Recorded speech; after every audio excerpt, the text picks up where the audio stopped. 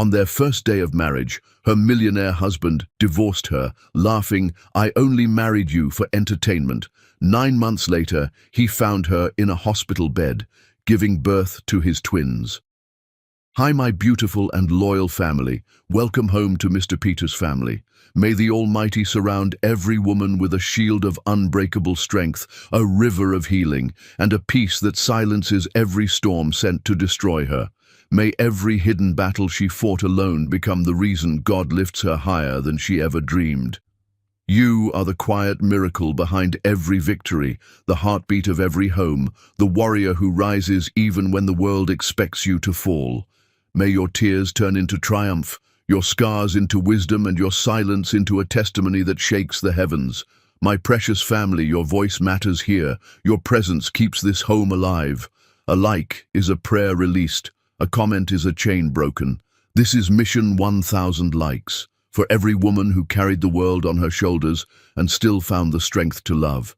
If you carry fire in your soul, like this video. If you walk in faith and courage, comment, "I'm with Mr. Peter." The champagne was still cold in her hand when Goldsmith signed the divorce papers with a smile that could cut glass. Tanya Finch stood in the presidential suite of the Meridian Grand Hotel, her wedding dress catching the city lights that poured through floor-to-ceiling windows. The fabric felt heavy now, suffocating, like burial clothes. Gold sat at the marble table with documents spread before him, his tuxedo jacket discarded, his expression radiating satisfaction that made her stomach turn. The pen moved across paper with practiced ease, his signature a flourish of certainty. "There," he said, sliding the papers toward her. "All legal. All done. 6 hours of marriage, officially erased." Tanya's fingers trembled around the champagne flute. The bubbles had gone flat while she'd been standing here listening to him explain how every moment of their relationship had been performance art. 3 months of courtship. 3 months of him learning her rhythms, her fears, her dreams of designing hotels that could make people feel safe. 3 months of him asking about her dead parents, holding her through nightmares, promising her a family to replace the one she'd lost. All of it calculated, all of it scripted. "The bet was simple," Gold continued, leaning back in his chair with the casual posture of someone discussing a successful business deal. $2 million that I could convince a woman to marry me within 30 days and divorce her the same night. My friends thought it was impossible. They said women would see through it, that I couldn't fake sincerity long enough. He laughed, the sound echoing off expensive walls. "But I picked you specifically, Tanya. You were so earnest, so desperate to believe in fairy tales, so alone that you'd cling to anyone who showed you warmth." She had slept with him hours ago, before the ceremony, in this same suite, when he'd pulled her close and whispered that he couldn't wait until tonight, that he needed her now. She'd believed it was passion, believed his hands on her skin meant something beyond transaction. The memory made bile rise in her throat. "I documented everything," Gold said, pulling out his phone and scrolling through photos. "Every date, every kiss. My friends wanted proof I was really trying. Look, here's the night I told you I loved you. You cried. It was perfect." He showed her the screen, a photo of her face wet with tears, radiant with joy, taken without her knowledge. "I even recorded some of our conversations, the one where you talked about your mother dying when you were 12. That one got a standing ovation at the poker game." Tanya set down the champagne flute carefully because her hands wanted to throw it. She looked at the divorce papers, at the neat legal language that transformed their marriage into something that never existed. "An annulment on grounds of fraud," the document said, as if that word could contain what he'd done. At the bottom was a payment agreement, $50,000 for her participation in his entertainment, his lawyer had called it, compensation for her time. "You don't have to look so tragic," Gold said, standing and walking to the bar to pour himself whiskey. "It's not personal. You're a nice woman, really, just gullible. And honestly, you should thank me. $50,000 for 3 months of dating. That's better than you'd make at your little architecture firm all year." He swirled the whiskey, studying the amber liquid. Plus, you got a story. Women love stories. You can tell your friends about the crazy rich guy who married you as a joke. They'll buy you drinks and call me a monster. You'll dine out on this for years. Something inside Tanya cracked then, something she'd spent her whole life protecting. She picked up the pen and signed the papers without reading them. Her signature looked nothing like her, shaky, broken, the letters barely forming. She left the pen on the table. She left the check. She walked toward the door in her wedding dress, her heels clicking against imported tile. "Don't forget your things," Gold called after her. "You left a toothbrush in the bathroom, and there's a suitcase in the closet." Tanya kept walking. She reached the door, opened it, stepped into the hallway. Behind her, she heard Gold's voice, closer now, following her to the elevator. "Tanya, seriously, at least take the money. Don't be stupid about this." She pressed the elevator button. The doors opened immediately. She stepped inside and finally turned to look at him. Gold stood in the hallway in his tuxedo pants and white shirt, holding the check, his expression somewhere between amusement and exasperation. He looked like a man who'd won a bet and couldn't understand why his opponent wouldn't shake hands and admit defeat. The elevator doors started to close. Gold suddenly moved forward, jamming his hand between them to stop them. They bounced back open. He held out the check one more time. "Take it," he said. "You earned it. You played your part perfectly." Tanya looked at him, really looked at him, and saw a man who had never been told no, who had never faced a consequence he couldn't buy his way past, who genuinely believed that money made cruelty acceptable. She reached out and took the check from his hand. For a moment, Gold's face showed satisfaction. Then Tanya tore the check in half, then in half again, and let the pieces fall between them like snow. The elevator doors closed on Gold's surprised face. Tanya rode down alone, her reflection staring back at her from mirrored walls. She looked like a ghost in white, her dark skin ashen, her eyes hollow. In the lobby, people turned to stare at the woman in a wedding dress walking through at midnight. She heard whispers, saw phones lift to take photos. She pushed through the revolving doors and stepped onto the street where rain had started falling. She walked 6 blocks before her legs stopped working. She sat down on a bus stop bench, the rain soaking through her dress, and stared at nothing. A homeless man approached and asked if she was okay. She couldn't answer. He sat with her until the rain stopped, not speaking, just present. When she finally stood, he wished her luck. She walked home to her apartment and stood under a scalding shower until the water ran cold. 3 weeks later, Tanya took a pregnancy test in the bathroom of a drugstore because she couldn't bear to do it at home. The positive result appeared within seconds, 2 lines stark against white plastic. She sat on the closed toilet lid, holding the test, and understood that Goldsmith would be connected to her forever through this biological accident. She thought about her options with clinical precision. She could end it. She could tell him. She could disappear. That night, she called a lawyer who confirmed that annulment meant Gold had legally chosen to erase the marriage, which meant any children from that union had no automatic paternal claim. The lawyer explained that if she never named him, never sought support, never filed any documentation connecting him to the children, he would have no legal rights without a lengthy court battle, where he'd have to prove paternity and explain why he wanted access after abandoning their mother. Tanya made her choice.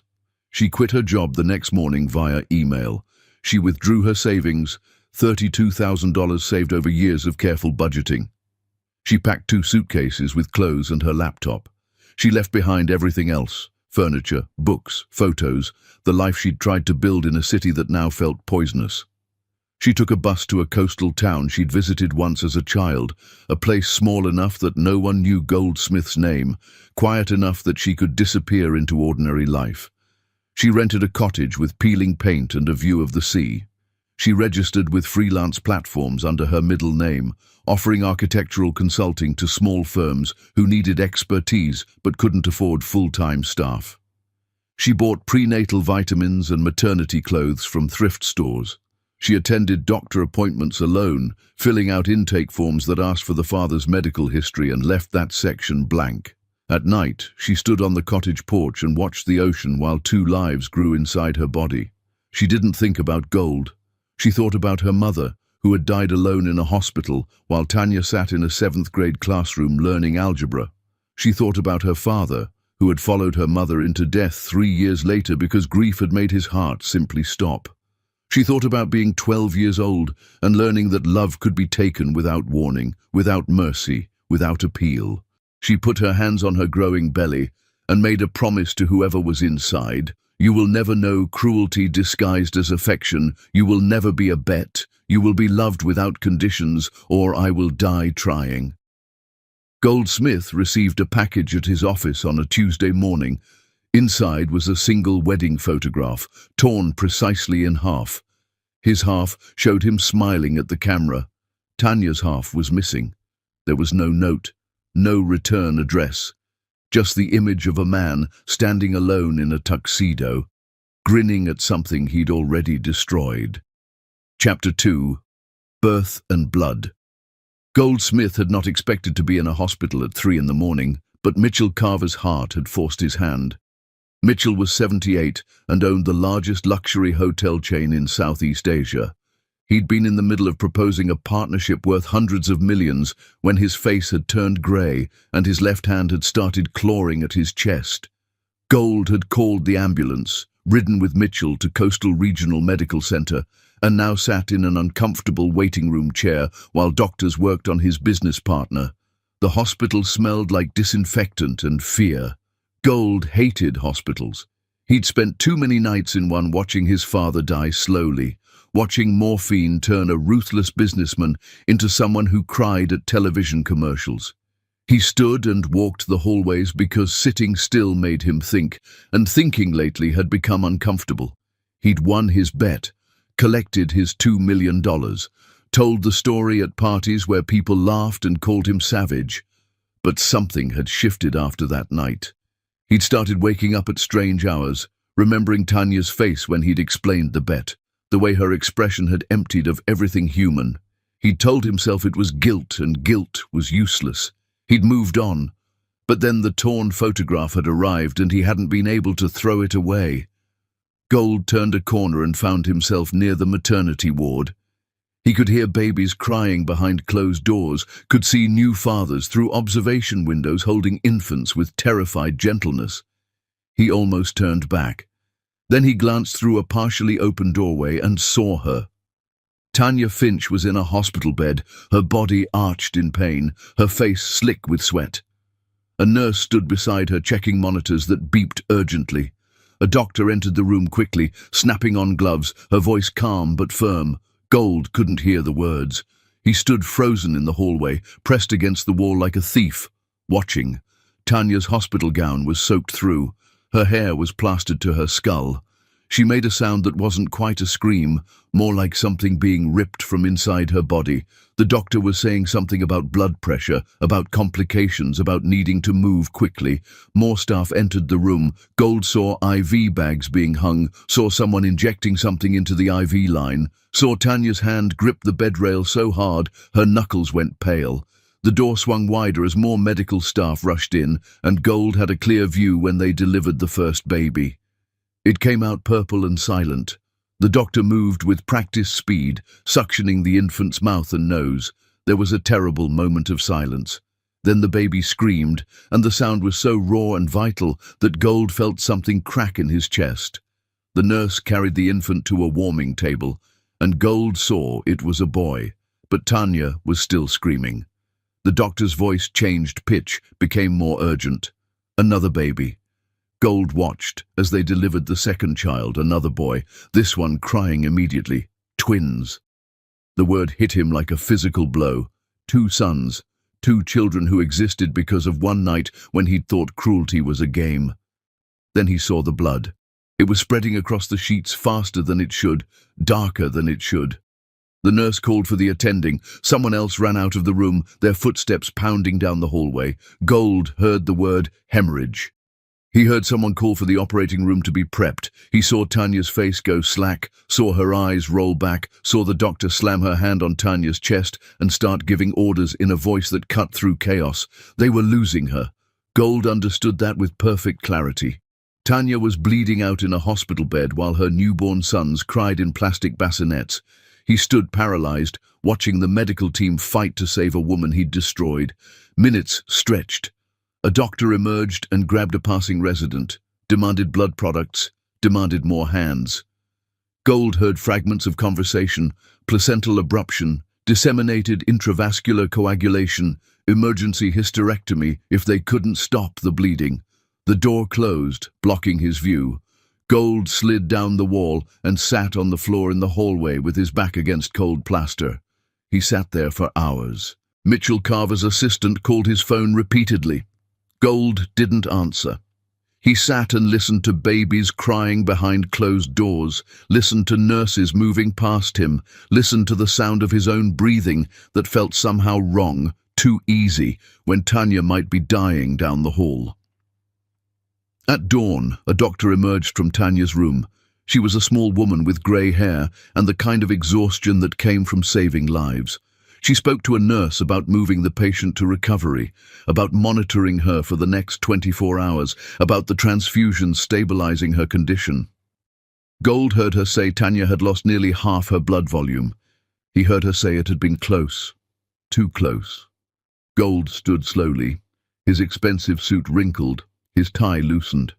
He approached the nurse's station with the kind of authority that came naturally to men with his bank account. He asked about the patient in room 412, said he was family, said he needed to know if she was stable. The nurse, harried and trusting, told him Tanya was critical but recovering. Told him the twins were healthy, 7 pounds each, no complications. Told him the mother had asked for no visitors, no contact, wanted to be left alone with her babies. Gold asked if there was a father listed. The nurse checked the chart and shook her head. No father. No family, no emergency contact, just a woman and 2 newborns facing the world alone. He went to the cafeteria because his hands were shaking and he needed to be anywhere else. He sat with coffee he didn't drink and thought about Tanya lying in that bed hemorrhaging while he'd stood in the hallway like a spectator. He thought about how she'd disappeared after the divorce, how he'd assumed she'd gone back to her small life and forgotten him. He thought about her being pregnant through all the months he'd been collecting his bet money and laughing about his wedding night performance. He thought about her going into labor alone, terrified, with no one to hold her hand or tell her she'd survive this. His phone buzzed with another call from Mitchell's assistant. Gold answered this time and learned Mitchell was stable, would recover, wanted to resume their meeting next week. Gold said something appropriate and ended the call. He sat in the cafeteria until visiting hours started, then walked back to the maternity ward. He found Tanya's room number on the board, room 412. He stood outside the door, his hand on the handle. Through the small window, he could see her. Tanya was sitting up in bed, pale as death but alive.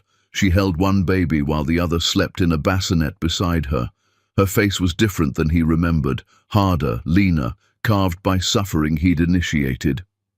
She was looking down at the baby in her arms with an expression Gold had never seen before, something so fierce and protective it made her beautiful in a way that had nothing to do with physical appearance. Gold stood outside that door for 30 minutes watching. A nurse entered and asked Tanya questions about pain levels, about whether she needed more medication. Gold heard Tanya's voice for the first time in months. It was hoarse from screaming, but steady. She said she was managing. She said she wanted to go home as soon as possible. She said she could handle this. The nurse left, and Gold watched Tanya shift the baby to her other arm with practiced care that suggested she'd been learning fast. The second baby started fussing, and Tanya somehow maneuvered both infants into her arms, holding them against her chest, rocking slightly. She was singing something too quiet for Gold to hear through the door. Both babies settled. Gold turned and walked away. He took the elevator down, walked through the lobby, got into his car. He sat in the parking lot with his hands on the steering wheel and his heart beating in a rhythm that felt wrong. He started the engine. He drove home to his penthouse that suddenly felt too large, too empty, too full of furniture that served no purpose except to prove he could afford it. He showered. He changed into fresh clothes. He sat at his desk and opened his laptop and stared at the screen without seeing it. Then he pulled out his phone and called a private investigator he'd used before for business purposes. The man answered on the second ring. "I need you to find out everything about someone," Gold said. "Where she's been, how she survived, what her life looks like now. I need details. I need facts. I need to know what happened to her after she left me." The investigator asked for a name. Gold gave it. Tanya Finch. He spelled it slowly, precisely. He added that she'd just given birth to twins at Coastal Regional Medical Center. He said to be discreet but thorough. He said money was no object. The investigator asked one more question. "Are you the father?" Gold sat in his penthouse office, surrounded by evidence of his success. His walls covered with awards and photos of properties he owned, his desk solid mahogany worth more than most people's cars. He looked at his reflection in the darkened window, a man alone in a tower asking strangers to investigate a woman he'd broken because he couldn't stop thinking about whether those children shared his DNA. "I don't know," Gold said, and realized it was the first honest thing he'd said in months. "That's what I'm paying you to find out." Chapter 3. The Investigation. The investigator's first report arrived by encrypted email 3 days after Gold had watched Tanya nearly die on a hospital bed. Gold opened it in his office at 3 in the afternoon, between a conference call with investors and a site inspection of a new property. The document was thorough in the way that expensive surveillance always was. Dates, locations, photographs, witness statements from people who'd been paid to remember seeing a pregnant woman at coffee shops and grocery stores. Gold read it twice, then a third time, his coffee going cold beside him. Tanya had left the city the day after their divorce. She'd taken a bus to Harborview, a coastal town with a population just under 8,000, the kind of place where people knew their neighbors and strangers were noticed. She'd rented a cottage on Ocean View Road, a street 2 blocks from the water where houses were small and weathered and cheap. The landlord remembered her because she'd paid 6 months' rent up front in cash, because she'd been quiet and polite, because she'd asked if the cottage had good insulation, because she'd be working from home. The investigator had interviewed the landlord, a woman named Ruth Patterson, who owned 3 rental properties and seemed happy to gossip for money. Ruth said Tanya kept to herself, never complained, paid rent on time every month. Said she'd noticed Tanya was pregnant around the 4th month, but didn't ask questions because young women had their reasons for doing things alone. Said she'd seen Tanya working on a laptop on the porch sometimes, designing what looked like buildings on complicated software. The report included Tanya's work history. She'd registered on freelance platforms under her middle name, Tanya Louise, offering architectural consulting services. She'd done small projects for regional firms, mostly residential designs and commercial renovations. She'd made enough to cover rent, food, prenatal care, and nothing else. The investigator had accessed her bank records through methods Gold didn't want to examine too closely. She had $400 in her checking account. Her savings were gone. There were photographs. The investigator had been watching her for days, taking pictures that felt like violations. Tanya, at 7 months pregnant, walking on the beach alone in a jacket too thin for the wind. Tanya, at 8 months, carrying groceries into her cottage, her belly huge under a worn sweater. Tanya, at 9 months, sitting on her porch with her laptop, her face concentrating on something beyond the camera's understanding. In every photograph, she was alone. No friends, no family, no man. Just a woman surviving through determination that looked exhausting, even in still images. Gold studied one photograph longer than the others. Tanya stood at the edge of the water with her hand on her swollen belly, her face turned toward the horizon. She looked older than she had on their wedding night. Not in years, but in experience. The kind of aging that came from having illusions burned away. Her expression was impossible to read. Neither happy nor sad, just present in a moment that existed outside his observation. The second report arrived a week later with the paternity results. The investigator had bribed a hospital employee to obtain genetic material from the twins during routine heel-stick blood tests. Gold had provided his own sample. The laboratory results were definitive. Probability of paternity 99.9%. The twins were his biological sons. Gold sat in his office with those results and felt something he hadn't felt since he was a child, being called into his father's study to explain poor grades. Not quite fear, but recognition that his actions had consequences he couldn't buy his way past. He'd created two human beings during a night he'd considered a performance. Those beings existed now, separate from his intentions, crying and sleeping and growing in a cottage by the sea. He tried to work.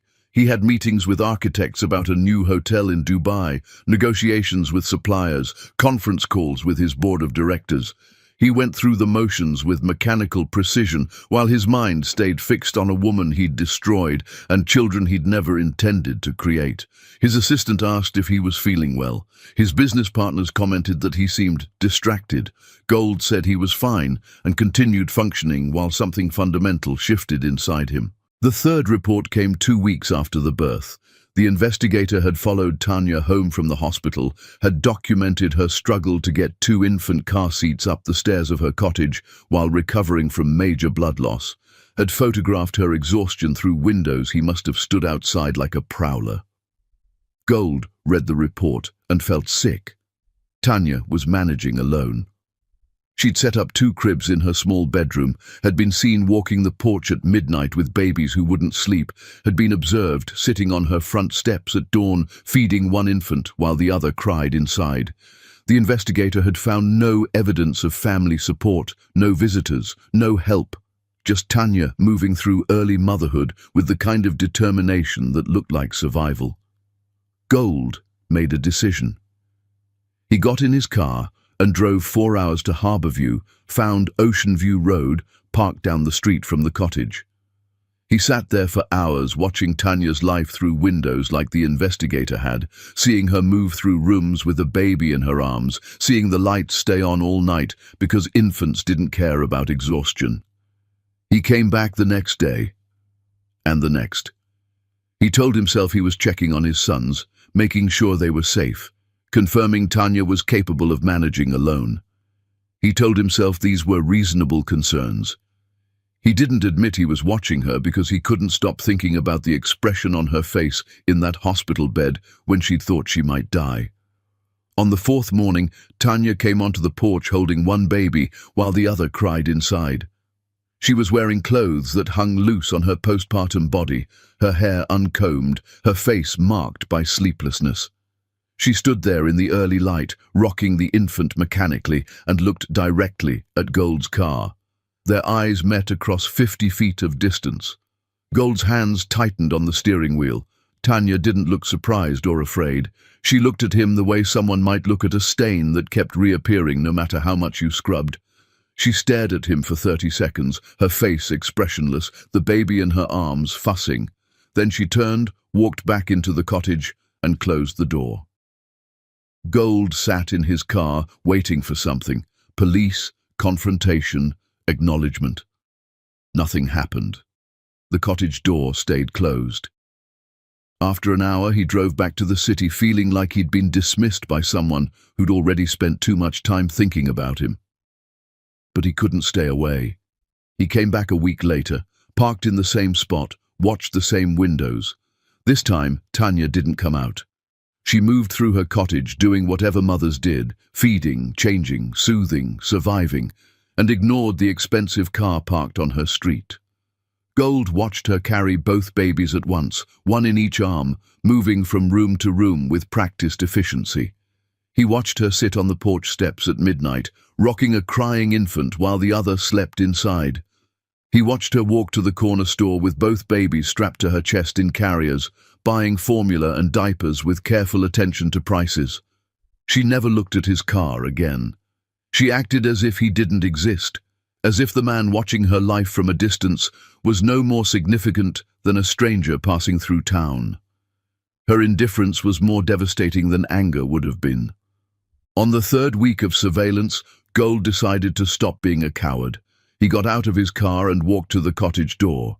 He could hear babies crying inside, could hear Tanya's voice singing something soft and tuneless. He knocked. The singing stopped. Footsteps approached. The door opened 6 inches, stopped by a chain lock. Tanya looked at him through the gap. She was holding one baby. The other was crying somewhere behind her.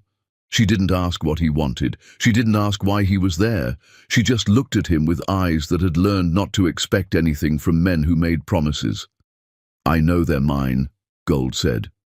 The words came out wrong, possessive, like he was claiming ownership of something he'd purchased. Tanya's expression didn't change. "You signed papers that said we were never married. That means those children have no father. Leave, or I'll call the police for harassment." She closed the door. Gold heard the lock engage. He stood on the porch, listening to babies crying and Tanya's voice soothing them, and understood she'd built walls he couldn't scale with money or charm or persistence. She'd done the math and decided he was worth exactly nothing in her children's lives. Gold walked back to his car and sat there until dark. Then he drove home and called his lawyer. He asked about paternity rights, about custody, about legal options for fathers who weren't named on birth certificates. His lawyer explained it would require a court battle, DNA tests, publicity, explanations about why he wanted access to children he'd abandoned for months. Gold hung up and sat in his penthouse, wondering when he'd become the kind of man who had to take a woman to court to see his own children, wondering why he wanted to see them at all, wondering if wanting them now made him more or less monstrous than not wanting them in the first place. He pulled up the photographs from the investigators' reports and looked at Tanya standing on the beach with her hand on her pregnant belly. He looked at her face, trying to find the woman he'd married and destroyed. She was gone. In her place was someone harder, someone who'd learned to survive him, someone who'd decided he didn't deserve a second chance. Gold set down his phone and looked around his penthouse at furniture that cost more than Tanya spent in 6 months, at art on the walls purchased because his decorator said it was important, at a life built entirely around accumulation with nothing accumulated that mattered. His sons were growing up in a cottage with peeling paint, while he sat in a tower made of glass and money, and for the first time since signing those divorce papers, Gold understood he might have lost something he couldn't buy back. Chapter 4. The Fortress. Tanya's lawyer was a woman named Jennifer Moss, who worked out of a small office above a coffee shop in Harborview and charged rates Tanya could barely afford. Jennifer reviewed Gold's initial contact attempts, the messages through her office, the flowers that appeared on Tanya's porch, the certified letters demanding acknowledgement of paternity, and built a fortress of paperwork that kept him legally distant. She explained to Tanya that the annulment Gold had insisted upon gave them leverage. He'd chosen to erase the marriage. He'd paid lawyers to ensure it never legally existed. Now that decision protected Tanya in ways he couldn't have anticipated. The law, Jennifer explained with satisfaction, didn't automatically grant parental rights to biological fathers who'd abandoned mothers. Gold would have to petition for paternity testing, then petition for custody or visitation, then prove to a judge why access to these children would serve their best interests when he'd demonstrated clear disinterest for months. And all of that would require public court proceedings where his wedding night bet would become part of the official record. Tanya listened and felt nothing except relief that law could function as distance. She signed papers that Jennifer prepared, formal responses denying Gold's claims, legal documents asserting her sole custody, notices that any further contact would be considered harassment. Jennifer filed everything with efficient precision, and Gold's attempts to reach Tanya stopped. Not because he gave up, but because his lawyer had clearly explained how badly he'd positioned himself. Meanwhile, Tanya was drowning. Her twins, she'd named them Zephyr and Phoenix in the hospital, names that meant wind and rebirth, names that had nothing to do with Goldsmith or his world, were relentless. They woke every 2 hours. They cried in harmony. They needed constant feeding, changing, holding, soothing. Tanya moved through days without clear boundaries between waking and sleeping, her body operating on instinct while her mind went numb. She worked when she could, taking on small projects that paid poorly but didn't require site visits. She designed a restaurant renovation for a couple in Portland who wanted modern rustic, drew up plans for a beach house addition, consulted on a hotel lobby redesign. She worked with babies strapped to her chest or sleeping in bouncy seats beside her desk or crying while she tried to concentrate. She invoiced clients and prayed they'd pay quickly because her savings were gone and her rent was due. She bought the cheapest diapers, the store-brand formula, clothes from thrift stores that sometimes smelled like other people's lives even after washing. She ate oatmeal and peanut butter sandwiches because they were filling and cheap. She lost weight her body couldn't afford to lose while producing milk for 2 infants who seemed perpetually hungry. One evening at a grocery store, Tanya stood in the aisle calculating costs with a precision born of necessity. She needed formula, diapers, baby soap, something for herself to eat. She put items in her cart, checked the total on her phone calculator, put items back. Formula was non-negotiable, diapers were non-negotiable. That left $8 for food for herself for the week. She was deciding between rice and pasta when she felt someone watching her. Gold stood at the end of the aisle wearing a suit that probably cost what Tanya paid in rent. He looked at her cart, the generic formula, the cheapest diapers, the calculation happening in real time as she sacrificed her own needs for her children. His face did something complicated, an expression Tanya didn't care enough to interpret. He approached slowly, carefully, like she was an animal that might bolt. Tanya. She didn't respond. She put rice in her cart and moved toward checkout. Gold followed. "Let me pay for your groceries, please. You shouldn't have to choose between feeding yourself and feeding them." Tanya stopped walking and turned to look at him. Other shoppers moved around them, annoyed at the obstruction. Tanya's twins were asleep in their carriers attached to the shopping cart, their small faces peaceful in a way they never were at home. She looked at Gold and remembered his laughter on their wedding night, remembered him explaining how he'd recorded her grief for entertainment, remembered signing divorce papers while still in her wedding dress. "I'd rather eat nothing than take a cent from a man who bet money on breaking my heart," she said. She walked to checkout, paid with her debit card, prayed it wouldn't decline. It went through with $7 remaining in her account. She loaded groceries into bags and carried them out to her car, with Gold standing in the aisle watching her leave. That night, Tanya fed her sons and ate plain rice with salt, and thought about pride and whether it was worth starving over. She decided it was. She'd survived everything else. She could survive poverty too. But survival was becoming a question rather than a certainty. Her freelance work was sporadic. Her body was still recovering from childbirth and blood loss that had nearly killed her. Her twins were growing, needing more, demanding attention she had to split between them.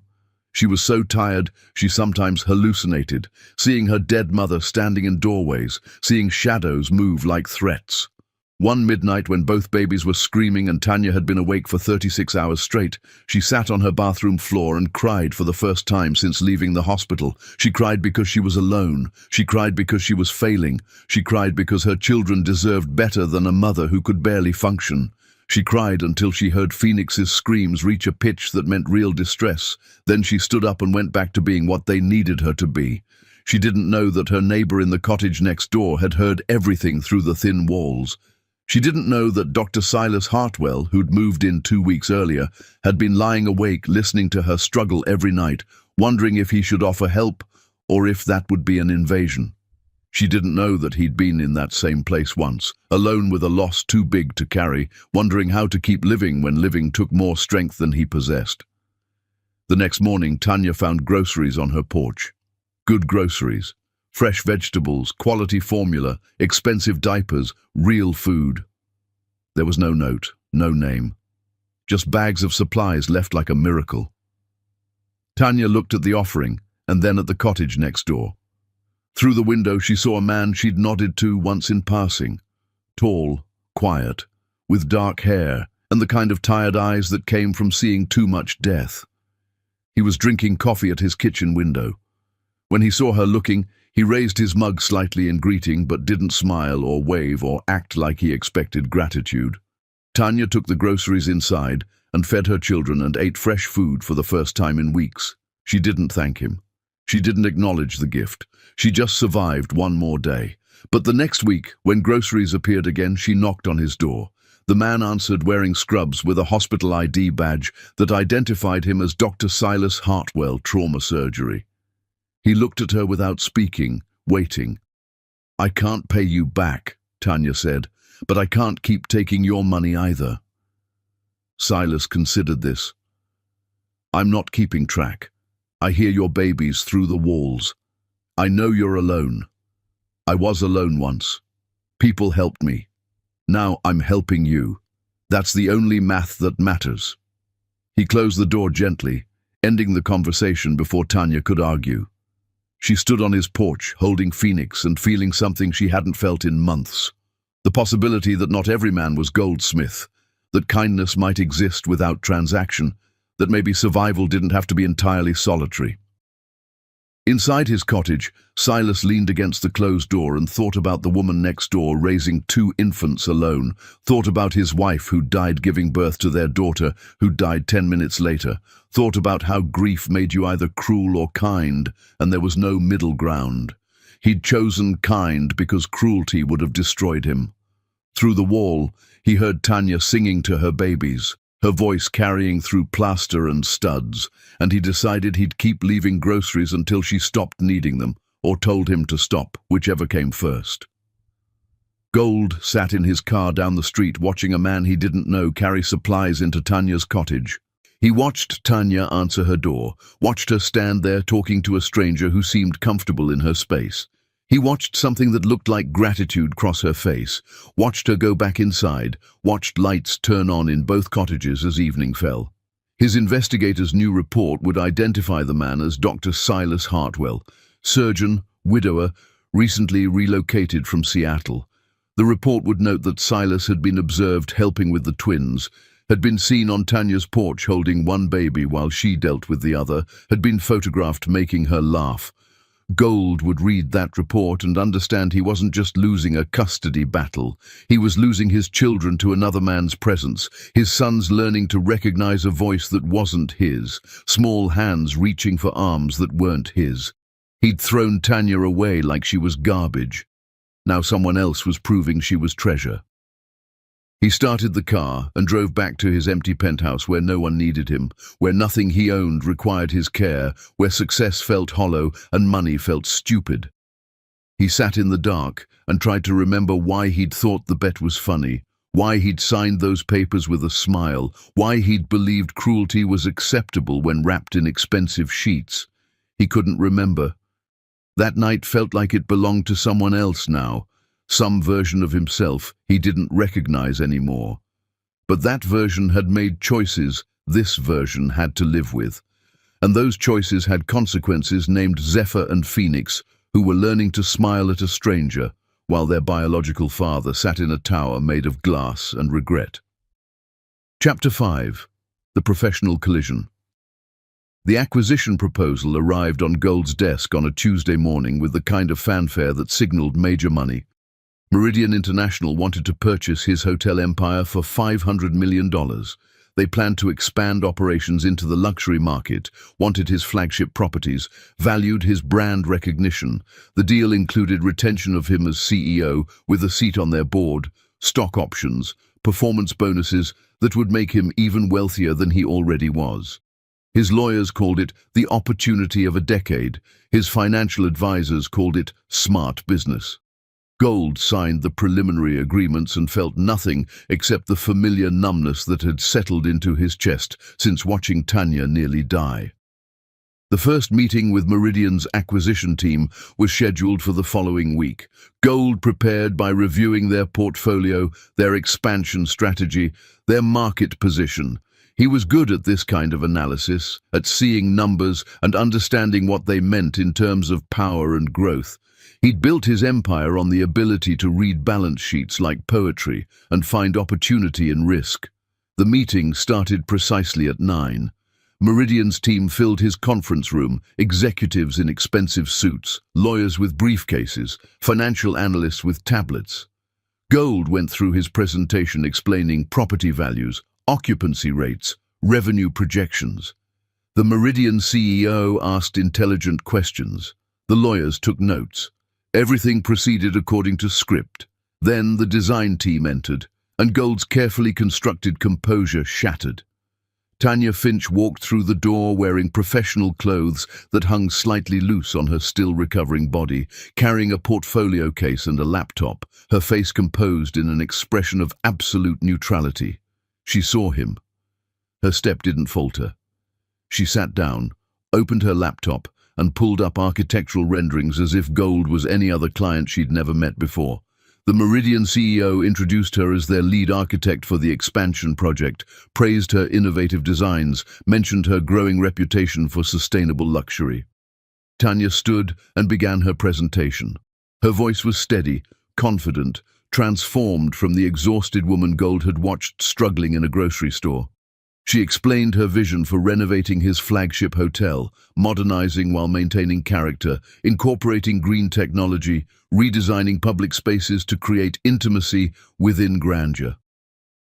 Her designs were extraordinary. Gold had reviewed hundreds of architectural proposals over the years. These were better than anything he'd seen. Tanya had taken his hotel and reimagined it as something both functional and beautiful, had solved problems he hadn't known existed, had created spaces that would make guests feel wealthy and welcome simultaneously. The Meridian team was clearly impressed. They asked technical questions. Tanya answered with precise expertise, citing building codes and material costs and construction timelines with the fluency of someone who understood every detail.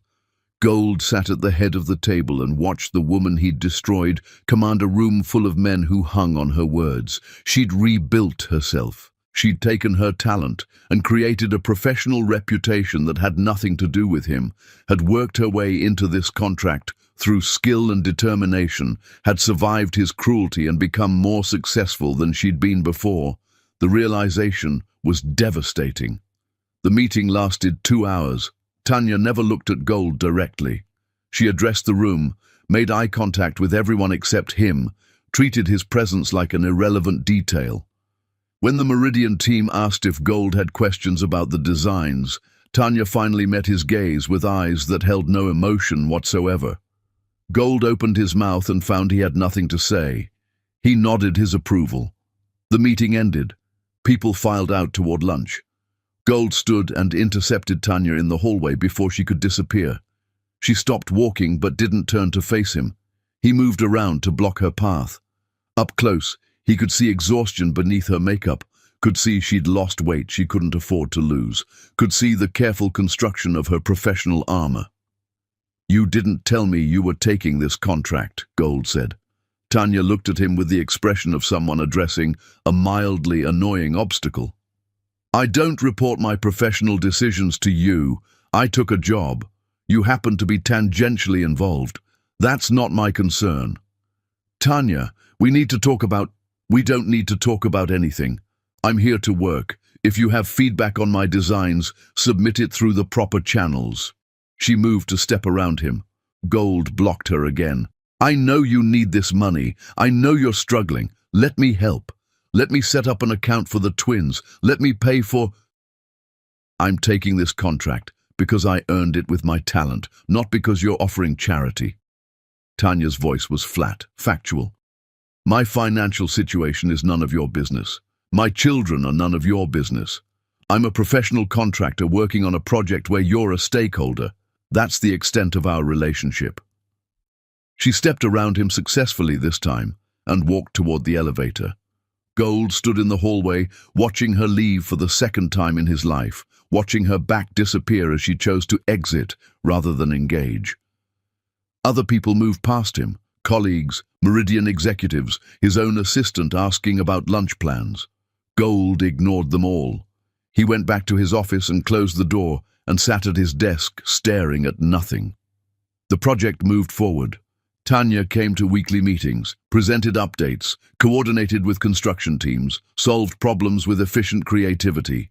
She treated Gold with perfect professional courtesy and absolute personal indifference. She called him Mr. Smith. She copied him on emails using formal language. She never stayed after meetings to chat, never accepted invitations to client dinners, maintained boundaries so clear they felt like walls built from ice. Gold watched her from across conference tables and learned things about her he'd never known during their brief marriage. She was brilliant at problem-solving, could see three-dimensional space in her mind and translate it to drawings that contractors understood. She was patient with difficult clients, diplomatic with demanding timelines, firm when people tried to compromise her designs. She commanded respect through competence, and men who would normally dismiss a young woman listened when she explained why their ideas wouldn't work. She'd become this person without him. She'd taken the wreckage he'd created and built something better. He'd thought destroying her was entertainment. She'd proven destruction was just the first chapter of a longer story. Weeks passed. Gold found excuses to be at meetings Tanya attended, found reasons to review her work personally rather than delegating to assistants. He told himself it was due diligence. He didn't admit he was looking for cracks in her armor, hoping to see the woman who'd cried at his declaration of love, hoping some part of her still existed beneath the professional distance. One evening, after a late meeting about construction delays, Gold saw Tanya's phone light up on the conference table. She was gathering her materials, preparing to leave. The name on the screen was Silas. Gold watched her face transform. Softness replacing the careful neutrality, a small smile appearing like sun through clouds. She answered the phone with warmth that felt like a knife in his chest. "I'm on my way home now," Tanya said, her voice completely different than it had been 10 seconds earlier when she'd been discussing load-bearing walls. "Did they eat okay? Tell them Mama loves them. I'll be there in 30 minutes. She ended the call and looked up to find Gold staring at her. Her face went neutral again, professional armor slamming back into place. She picked up her phone and her laptop and walked out without saying goodbye. Gold sat alone in the conference room and understood that someone named Silas was in his son's lives, was watching them while Tanya worked, was receiving her warm voice and her smiles while Gold received her cold courtesy. He called his investigator that night and requested comprehensive surveillance. He needed to know who Silas was, what role he played, how deeply he'd embedded himself in the life that should have been Gold's. The report arrived 48 hours later, with photographs that destroyed what remained of Gold's delusions. Dr. Silas Hartwell on Tanya's porch holding Zephyr while she held Phoenix. Silas fixing a broken step on her cottage while the twins slept in carriers nearby. Silas and Tanya walking on the beach, each carrying a baby, their bodies angled toward each other in a way that suggested intimacy developing. Silas making Tanya laugh, actually laugh, her head thrown back, her face radiant, while Phoenix grabbed at his hair. The investigator's report detailed Silas's background. Widower. Lost his wife and newborn daughter 3 years ago to childbirth complications. Moved to Harborview to start over. Trauma surgeon at the regional hospital. Quiet, private, well-respected by colleagues. No criminal history, no scandals, no hidden cruelty. Just a good man who'd survived tragedy and was learning to live again by helping a woman survive hers. Gold read the report 3 times and felt rage and something worse than rage. The recognition that he was being replaced by someone who deserved what Gold had thrown away. Silas hadn't needed to be coached to be kind. He'd seen a woman struggling and helped without expecting anything in return. He'd earned his place in Tanya's life through presence and consistency and the simple act of showing up. Gold had shown up too late and for the wrong reasons. He'd shown up because guilt hurt, and watching Tanya survive without him made him feel unnecessary. He'd shown up because his sons existed, and he wanted credit for their existence without having done any work to deserve them. He'd shown up because losing felt unfamiliar, and he didn't know how to accept defeat. Silas had shown up because someone needed help, and he had help to give, and that difference meant everything. Gold sat in his penthouse, holding photographs of another man raising his children, and understood he'd lost not just a custody battle, but something more fundamental. He'd lost the right to matter in their lives. He'd signed those papers erasing his marriage. Now he was erased. Zephyr and Phoenix would grow up knowing Silas's face, Silas's voice, Silas's arms. They'd learn to walk, holding Silas's hands. They'd call someone else father, while Gold sat in a tower built from money that suddenly felt worthless. He couldn't accept it. He wouldn't accept it. Those were his sons, his biology, his responsibility. He could fix this. He had lawyers and money and determination. He could force Tanya to acknowledge his rights. He could make her let him be part of their lives whether she wanted him there or not. Gold picked up his phone and called his lawyer. He said he wanted to file for custody. He said he wanted paternity established legally.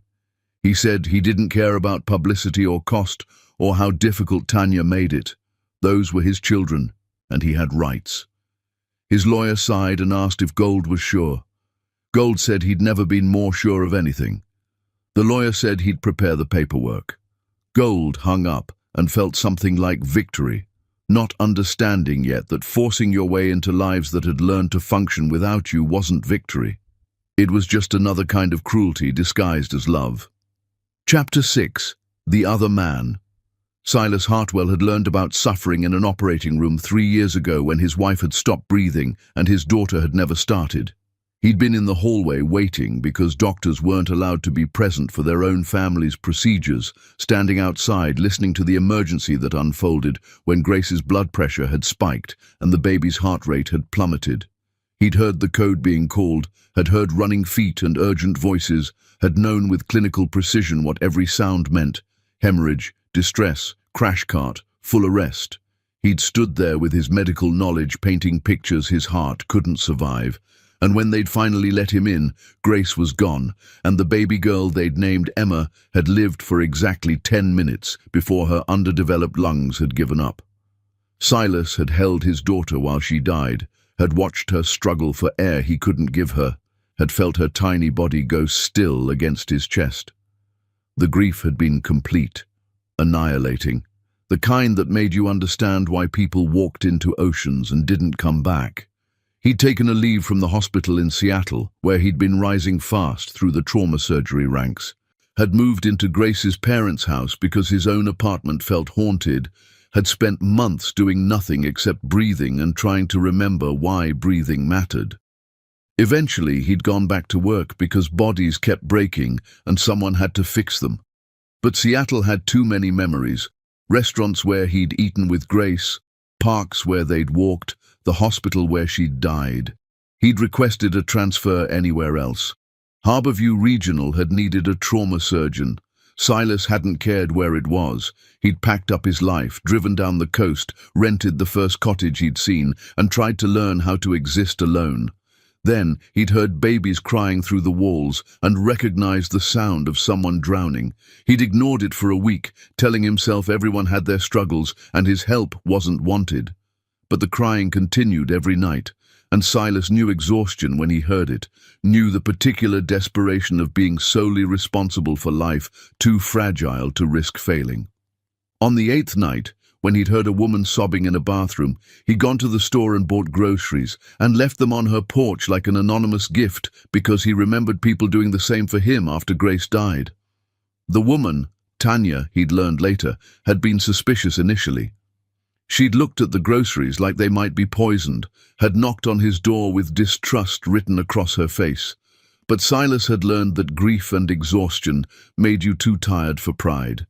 Eventually she'd accepted his help because refusing it meant her children suffered, and mothers didn't let pride hurt their children. He'd started watching the twins when Tanya had meetings. She'd knock on his door with desperation in her eyes and babies in her arms, and Silas would take them for 2 hours or 3 while she worked. He'd learned their rhythms fast. Zephyr liked movement, needed to be walked and bounced constantly. Phoenix preferred warmth, would settle if you held him against your chest, where he could hear your heartbeat. They were easy babies once you understood them, and Silas understood babies because he'd spent months preparing for Emma, reading books and taking classes with Grace, learning techniques he'd thought he'd use forever. Tanya never asked about his past. She never pried into why a trauma surgeon with Seattle credentials was living in a rental cottage in Harborview. She accepted his help with the kind of gratitude that came from having no other options, and slowly over months, she'd started staying after she picked up the twins. She'd have coffee while Silas held Phoenix and explained his day in one-sided conversation that made the infant smile. She'd sit on his porch steps while Zephyr napped against Silas's shoulder and talk about design projects she was working on, about how raising twins alone was harder than anyone admitted, about being tired in ways sleep couldn't fix. Silas had listened because listening was easy. He'd learned not to offer advice or solutions unless asked, because people dealing with impossible situations didn't need someone explaining how to survive. They needed someone to acknowledge that survival was exhausting. Tanya seemed to understand that. She never asked him to fix her problems. She just sat with him and existed in the same space, and that companionship was enough. Eventually she'd told him about gold, about the wedding night bet, about signing annulment papers while wearing her dress, about disappearing because she couldn't bear the thought of raising children connected to cruelty. She'd told him with the flat affect of someone recounting facts rather than wounds, and Silas had recognized trauma presenting as numbness. He'd told her about Grace and Emma, about the 10 minutes he'd held his daughter while she died, about moving here because grief required geography to be survivable. They'd become friends first, two people who'd learned that terrible things happened to people who didn't deserve them, that rebuilding was possible but exhausting, that loneliness was bearable when someone else understood it. Tanya never asked for more than friendship. Silas never offered it. They existed in parallel, helping each other survive, and that had been enough until it wasn't. The shift had happened gradually. Silas would find himself thinking about Tanya while performing surgery, wondering if she'd gotten Phoenix to sleep, if she'd eaten anything besides peanut butter sandwiches. He'd come home and feel disappointed if her cottage was dark, relieved when he saw lights on and knew she was managing. He'd started looking forward to the knock on his door that meant she needed help, to the conversations on his porch after the twins were settled, to the way Tanya smiled when one of his babies did something ridiculous. His babies. He'd started thinking of Zephyr and Phoenix that way, without meaning to, had caught himself telling colleagues about them like they were his sons, had bought them clothes and toys because Tanya couldn't afford them and refused gifts from Gold. He'd fallen in love with those twins the way you fall asleep. Slowly, then all at once, until you couldn't remember not loving them. And he'd fallen in love with Tanya too. Not the desperate love of someone trying to replace what he'd lost. Grace would always be irreplaceable. But the careful love of someone who'd learned that hearts could hold more than one person, that loving again didn't diminish what came before. He'd fallen for Tanya's strength, her refusal to be broken by betrayal, her dedication to her sons, the way she laughed when she was too tired to be careful about hiding joy. He hadn't told her. He'd been waiting for the right moment, waiting until she seemed ready to hear it, waiting until Gold stopped hovering at the edges of her life like a ghost she couldn't exorcise. But Gold hadn't stopped.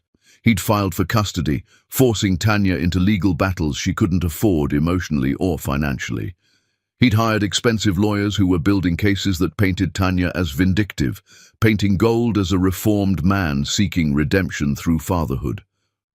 Silas had watched Tanya read the custody papers, had seen her face go blank the way it did when she was protecting herself from feeling too much. He'd asked what she wanted. She'd said she wanted to make sure Gold never touched her children. Silas had understood then that he couldn't just be supportive anymore. He had to be present actively, had to prove to any judge that these twins had a father figure who'd been there every single day, who'd earned his place through consistency and love rather than biology and guilt.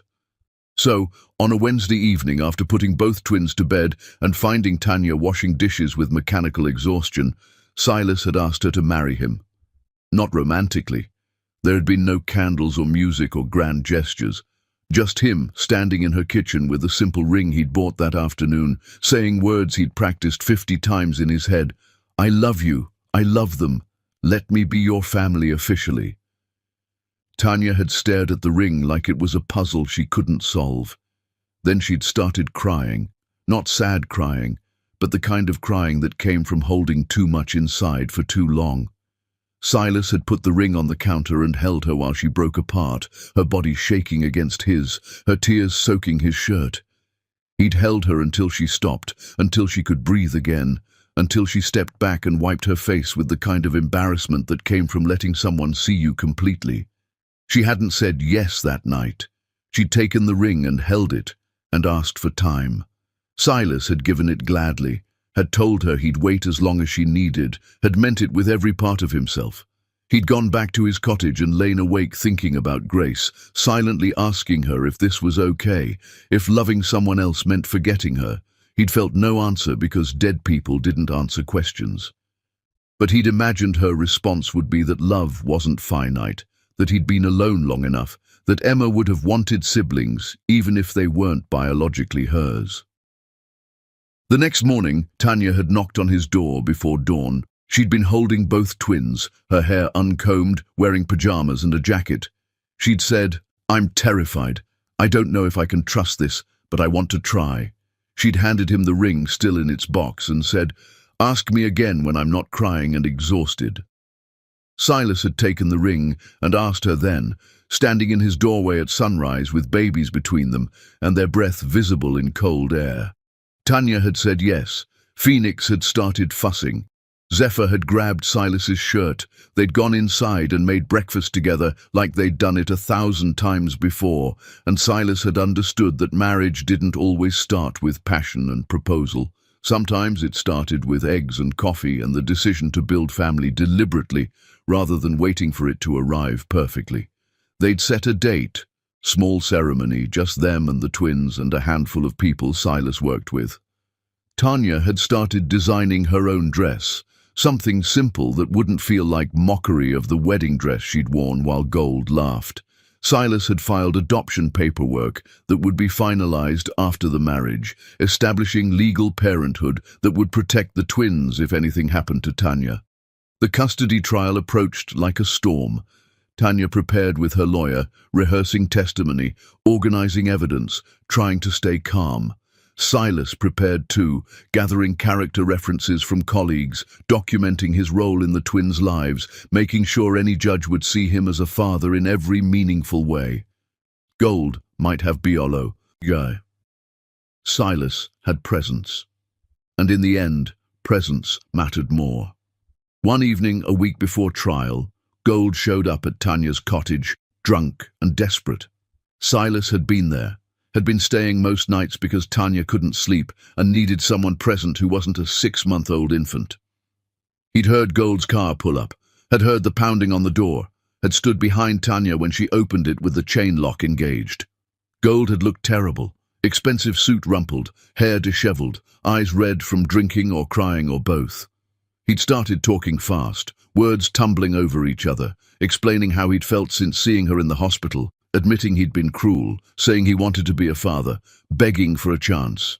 He'd talked for 10 minutes straight, his voice breaking, his hands gripping the doorframe like he might fall without support. Tanya had listened in silence. When Gold finally stopped, exhausted by his own confession, Tanya had spoken with a voice so cold, Silas had felt the temperature drop. She told Gold he'd stopped being relevant to her life months ago, that he wasn't a villain anymore but an absence, a blank space where a father should be. She'd said Zephyr and Phoenix would never know him because he'd chosen to be nothing when he'd signed those papers. She'd added that if she married Silas, he'd adopt the twins legally, and Gold would disappear from their lives completely. Gold had tried to argue. Silas had stepped forward and simply closed the door. He'd heard Gold standing outside, heard him eventually leave, heard Tanya's shaky breathing as she processed having faced her destroyer and survived. Silas had held her that night while she slept fitfully, and he'd understood that loving Tanya meant accepting she carried scars he couldn't heal, that Gold would always be the ghost in her past, even if he never appeared in her present. But Silas could live with ghosts. He'd been living with Grace's ghost for 3 years. Ghosts weren't competition. They were reminders that you'd loved before and could love again, that loss didn't mean the end of everything, that hearts broken properly could be rebuilt stronger. Tanya's heart was broken and rebuilding. Silas's heart was scarred and opening. Together they could make something new, not a replacement for what they'd lost, but an addition to their stories, a chapter about second chances and chosen family. Gold filed his custody suit 2 days later. Tanya received the papers while feeding the twins breakfast. She'd read them carefully, called her lawyer, prepared for war. Silas had come home from a 20-hour shift to find her sitting at the kitchen table with documents spread everywhere, her face expressionless in the way that meant she was holding too much inside. He'd asked what she wanted. Tanya had said she wanted to make sure gold never touched her children. Silas had sat down across from her and said, "Then we make sure. Whatever it takes. I'm not going anywhere." And he'd meant it. He'd stand in any courtroom and explain how he'd watched these twins grow, how he knew Phoenix preferred being held horizontally while Zephyr liked vertical, how they both smiled at specific songs, how Zephyr was cautious while Phoenix was bold. He'd explain what it meant to be present every single day, to wake up at 3 in the morning for feedings, to celebrate first smiles and first laughs, to worry about every cough and cry. He'd explain that being a father wasn't about DNA sequences, it was about showing up. Gold might have given Tanya those twins biologically, but Silas had been their father since the first night he'd heard them crying through walls and decided to help. And no court could take that away because you couldn't legislate love. You could only recognize it when it was presented honestly. Silas looked at Tanya across the table, covered with legal documents, and thought about the family they were building deliberately, carefully, from the wreckage of their separate losses. It wasn't the family either of them had imagined, but it was theirs, and that made it worth fighting for. Chapter 7. The Unraveling. Goldsmith drove to Harborview at midnight on a Tuesday, drunk on expensive whiskey and desperation that tasted like failure. The decision had been building for weeks, through meetings where lawyers explained his weak legal position, through surveillance reports showing Silas becoming more integrated into the twins' lives, through nights alone in his penthouse wondering when he'd become the kind of man who had to beg for access to his own children. The acquisition had finalized. He was richer now by hundreds of millions. His bank accounts had numbers that meant nothing. His success felt hollow. His life felt like an expensive simulation of living, all surface and no substance, a tower of glass where nothing real could survive. He'd started drinking around 9, whiskey neat because complicated drinks required care he couldn't muster. By 11, he'd finished half a bottle and made a decision that sobriety would have prevented. He'd gotten in his car. He'd hire lawyers later if he got pulled over, money fix those problems, and driven 4 hours to a cottage where lights were still burning at midnight because babies didn't respect adult schedules. He parked badly, taking up space across 2 spots, not caring. He walked to Tanya's door and pounded on it with fists that felt disconnected from his body. A minute passed. 2. Then the door opened 6 inches, chain lock engaged, and Tanya stood there in a robe with Silas visible behind her, wearing sweatpants and no shirt, like he lived there, like he belonged in her space at midnight, like he'd earned intimacy gold had destroyed. "Go home," Tanya said, her voice flat with exhaustion. "You're drunk. I need to talk to you." Gold's words slurred slightly. He hadn't realized how much whiskey he'd consumed until speaking became difficult. "I need you to understand what I've been feeling since I saw you in that hospital." "I don't care what you've been feeling." Tanya started to close the door. Gold jammed his foot in the gap, stopping it. "Please, 5 minutes. I'll leave after that. I promise." Silas stepped forward, putting himself between Tanya and the door. She said, "Go home. Remove your foot, or I'm calling the police." Gold looked at Silas. This quiet man who'd slipped into his family like water finding cracks, who'd earned through presence what Gold had lost through cruelty. Rage flared hot and irrational. "Those are my sons inside, my children. You have no right to tell me anything." "I have every right." Silas's voice stayed calm, clinical, the tone of someone used to dealing with emergencies while maintaining composure. "I'm the one who's been here. I'm the one who wakes up at 3 in the morning when they cry. I'm the one who's earned the title of father by doing the work you refuse to do." The words hit harder than fists would have. Gold stepped back, his foot leaving the doorway. "You don't understand. I made a mistake. I was someone else then. I'm different now. I've changed." "You haven't changed." Tanya's voice cut through the night air with precision that suggested she'd been thinking about this speech for months. You're just uncomfortable with consequences. Changing means doing the work before you need redemption, not after you realize guilt hurts. Changing means being better because it's right, not because you want credit for improvement. I want to know them. Gold heard the desperation in his voice, the pleading tone that sounded pathetic even to his own ears. I want to be their father. You chose not to be their father when you signed annulment papers laughing about a bet. Tanya's face was stone, unmoved by his distress. You chose not to be their father when you knew I was pregnant and did nothing. You chose not to be their father every single day you knew they existed and stayed away. You don't get to choose differently now because loneliness became uncomfortable. Gold felt something break inside his chest, something fundamental cracking. What do I have to do? Tell me what I have to do to fix this. You can't fix this. Tanya's words were final as doors closing. This isn't broken furniture or a business deal. This leaves you damaged. Zephyr and Phoenix are not therapy for your guilt. They're human beings who deserve a father who chose them from the beginning, not someone who showed up late demanding credit for biology. Gold started talking then, words pouring out uncontrolled, explaining how he'd felt watching her nearly die, how he'd thought about her every day since, how he'd been empty before he'd met her and emptier after he'd destroyed her. He explained the bet with the desperation of someone who believed confession absolved sin, who thought admitting awfulness made awfulness forgivable. He said he wished he could undo every moment of that night, wished he'd never made the bet, wished he'd been better from the beginning. Tanya listened to all of it with a face like marble.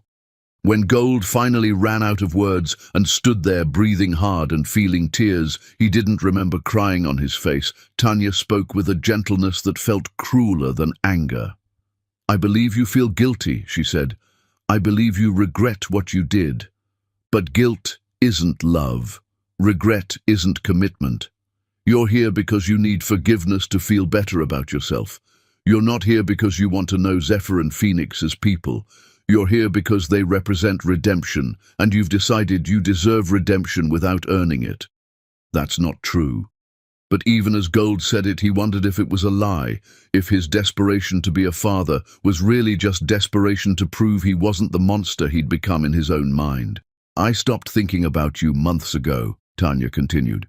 You're not a villain in my story anymore. You're an absence. A blank space where a father should be, and that's all you'll ever be because I won't let you use my children to feel better about yourself. Silas put his hand on the door, preparing to close it. Gold looked at him and saw someone who'd won without fighting, who'd claimed his family through the radical act of showing up consistently. If you marry her, I'll fight it in court. I'll fight the adoption. I'll make sure everyone knows you're trying to steal my sons. I'm not stealing anything. Silas's voice stayed quiet, certain. They're already mine in every way that matters. A judge will see that. Everyone will see that. Being a father isn't about biology. It's about being present every day, not when it's convenient, not when you finally realize what you're missing, but every single day from the beginning. Silas closed the door, the lock engaged. Gold stood on the porch, hearing Tanya's voice soothing one of the twins who'd woken up crying, hearing Silas's low murmur joining hers, hearing the sounds of a family functioning without him. He stood there for 10 minutes before stumbling back to his car. He sat in the driver's seat and called a rideshare because even drunk and destroyed, some part of him still functioned enough to avoid killing someone else on the road. He left his car in Harborview and took a car back to the city, arriving at his penthouse at 5 in the morning. He walked through rooms filled with expensive furniture and felt nothing except the crushing emptiness of a life built around acquisition with nothing acquired that mattered. He went to his bathroom and threw up whiskey and shame. He lay on his bed fully clothed and stared at the ceiling until the sun came up. By 9, he was sober enough to call his lawyer. He said he wanted to proceed with the custody case, wanted to file immediately, wanted the most aggressive legal team money could hire. His lawyer asked again if Gold was certain, explained this would be public and ugly, explained Gold's position was weak. Gold said he didn't care. He wanted his day in court. He wanted Tanya forced to acknowledge his existence. He wanted to prove biology mattered more than presence. His lawyer sighed and said he'd prepare the paperwork. Gold hung up and looked around his office at framed photos of properties he owned, at awards for business excellence, at evidence of a life built around winning. He'd won every significant battle he'd fought until this one. He'd believed success was about determination and resources.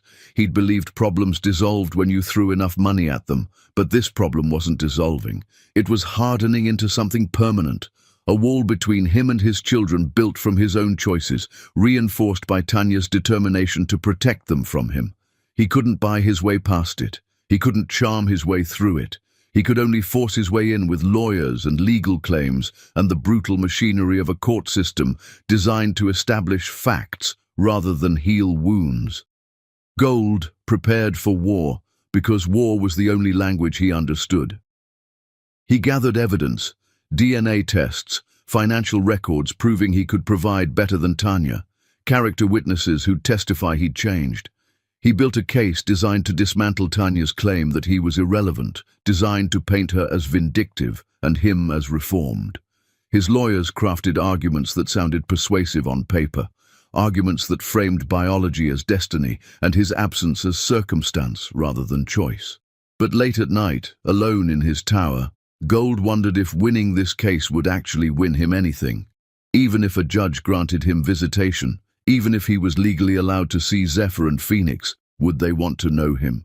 Would they look at him with the trust children gave fathers, or would they sense the transaction at the heart of his attention? Would they love him eventually, or would they tolerate his court-ordered presence while counting minutes until they could return to the man who'd been there from the beginning? Gold didn't have answers.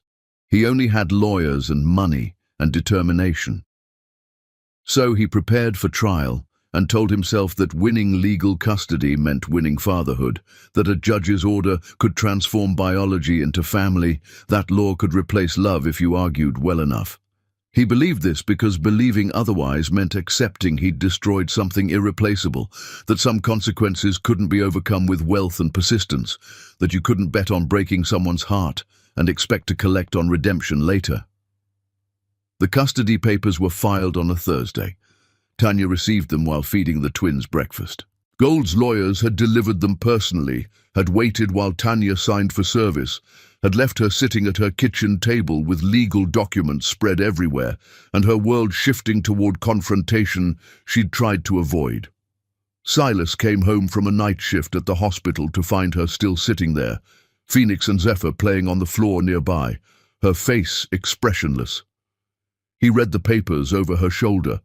Gold's lawyers were asking for joint custody, were claiming Tanya had deliberately alienated the twins from their biological father, were painting her as vengeful and manipulative.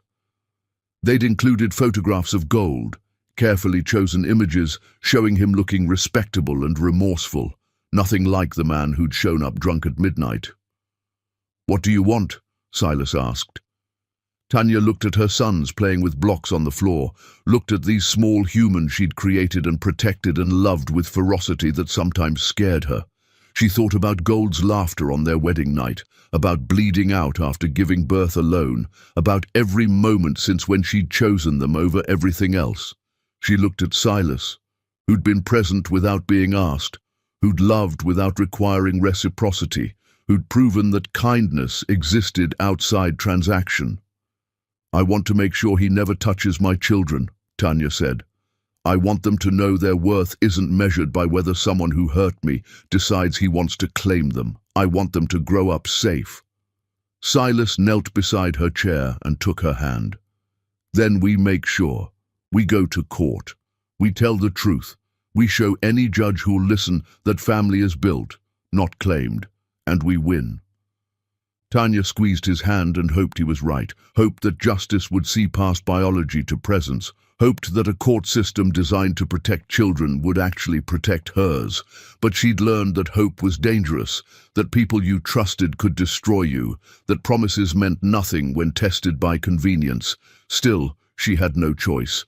Gold had forced this confrontation. Now she'd face it with everything she had: truth, determination, and a man beside her who'd proven that love without cruelty was possible. She'd walk into that courtroom and fight for her sons with the same ferocity she'd used to survive everything else. And maybe, if law aligned with justice for once, she'd walk back out with her family intact, and Gold finally, permanently erased from their lives. The trial was scheduled for 3 weeks away. Tanya called her lawyer and began preparing for battle, knowing that some wars couldn't be avoided, only fought with enough conviction that winning became the only acceptable outcome. She'd survived Gold once, she'd survive him again, and this time she'd make sure he couldn't hurt anyone else she loved. Chapter 8. The Public Destruction.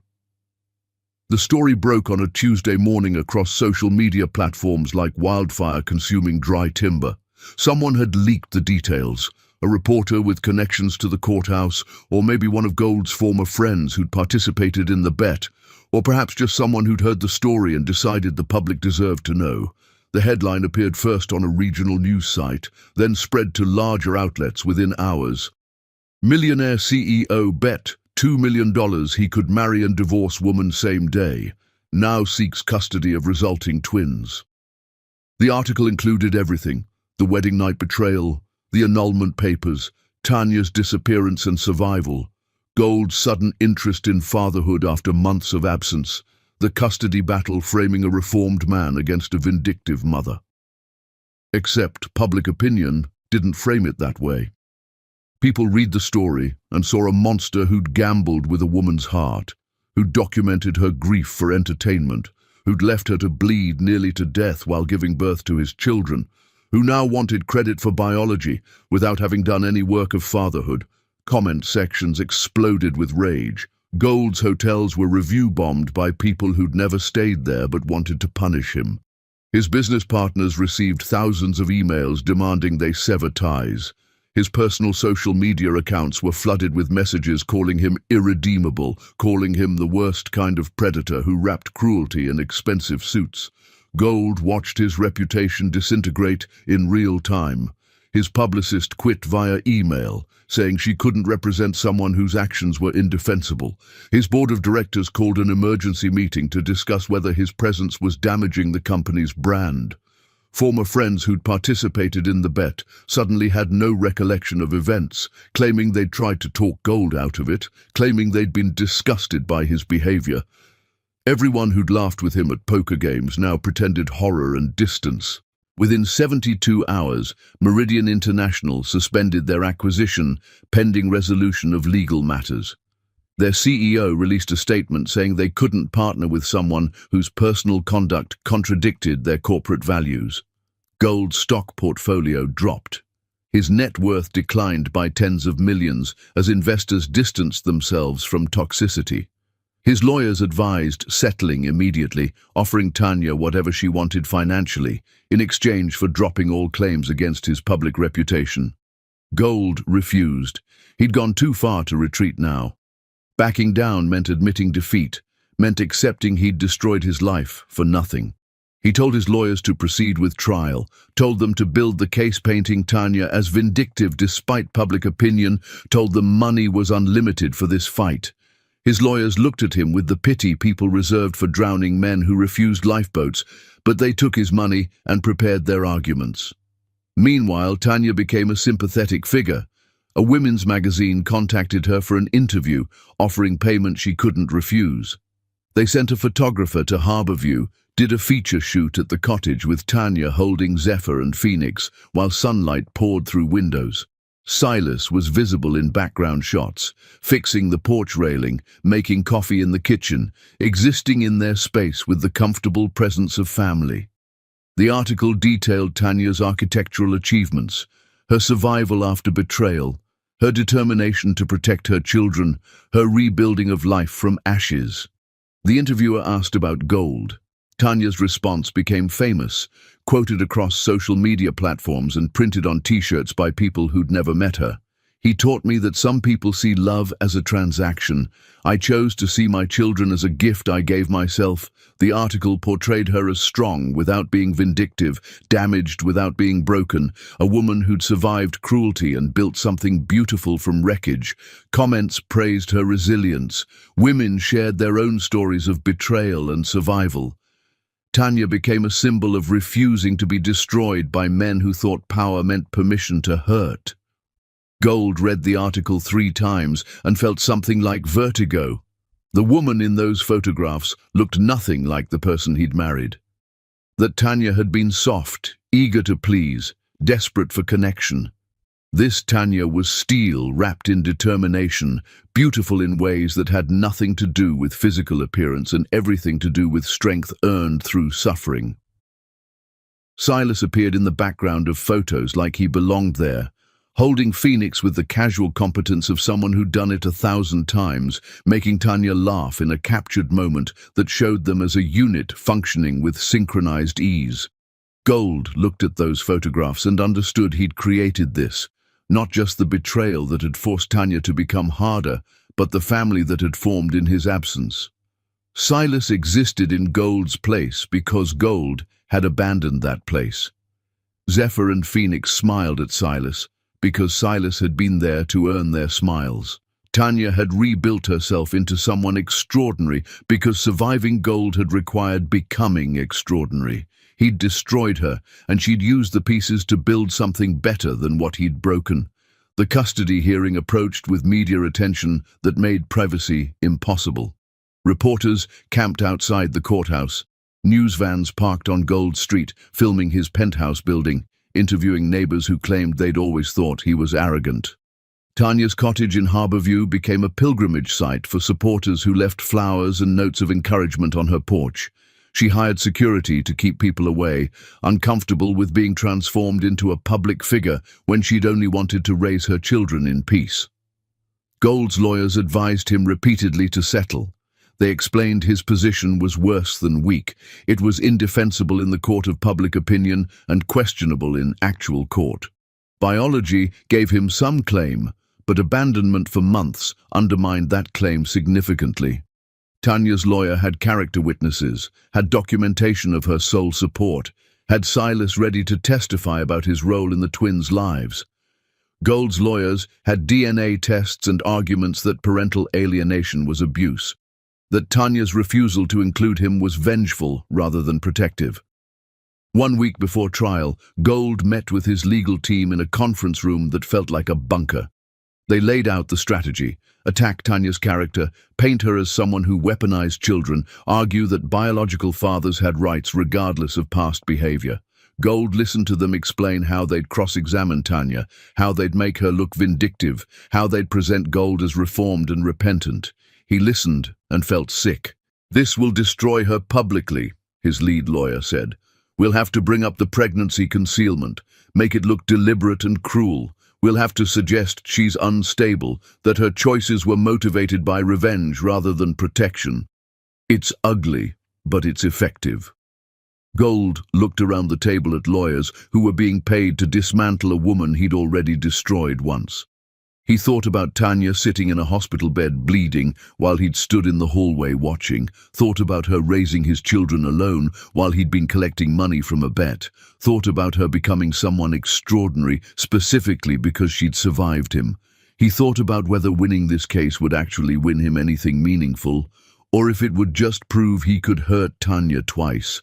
But his pride wouldn't let him walk away. His ego couldn't accept that Silas had won by default, that biology meant nothing against presence, that you couldn't force your way into family through legal claims. He told his lawyers to proceed. They nodded and continued planning Tanya's professional destruction. The day before trial, Gold sat alone in his penthouse and looked at the city lights spread below him like evidence of his success. He'd built an empire from ambition and ruthlessness. He'd climbed over competitors and obstacles without hesitation. He'd believed winning justified any strategy, that consequences were for people too weak to protect themselves from them. He'd lived by those principles and become wealthy and powerful and completely devastatingly alone. His phone buzzed with a message from his lawyer. "Final chance to settle. After tomorrow, We're committed to war." Gold looked at the message and knew the smart choice was settlement, was offering Tanya enough money that she could rebuild her life somewhere far away from him, was accepting defeat with grace and disappearing from her story entirely. But he'd never been good at accepting defeat. He'd never learned when fighting made things worse. He'd built his life around winning at any cost, and now that cost was going to be counted in a courtroom where everyone would see exactly who he'd become. Gold typed a response. "Proceed with trial." He sent it and sat in the dark, watching the city lights blur into meaningless patterns, understanding he'd crossed a threshold he couldn't uncross, that tomorrow would reveal him publicly as exactly what he'd always been privately. A man who loved winning more than he loved anything else, including the people he claimed to care about. The next morning, Gold put on his most expensive suit and drove to the courthouse where protesters held signs calling him a monster. He walked past cameras and shouted questions, and people who looked at him with the kind of contempt usually reserved for criminals. He entered the courtroom where Tanya sat with her lawyer, where Silas sat in the gallery holding Zephyr while a social worker held Phoenix, where his entire life was about to be examined and judged by strangers who'd already decided he was irredeemable. He sat at the defendant's table and waited for his name to be called, waited for the battle to begin, waited to discover if law cared about biology or presence, if judges ruled based on rights or earned trust, if you could force your way into family, or if family only existed when built deliberately from love and time, and the radical act of showing up. He waited and understood that regardless of what the judge decided, he'd already lost everything that mattered. The question now was whether he'd lose legally too, or if law would grant him a victory that felt hollow because winning through force wasn't really winning at all. The bailiff called the court to order. The judge entered. The trial began. And Goldsmith discovered that some consequences couldn't be avoided through wealth or charm or determination.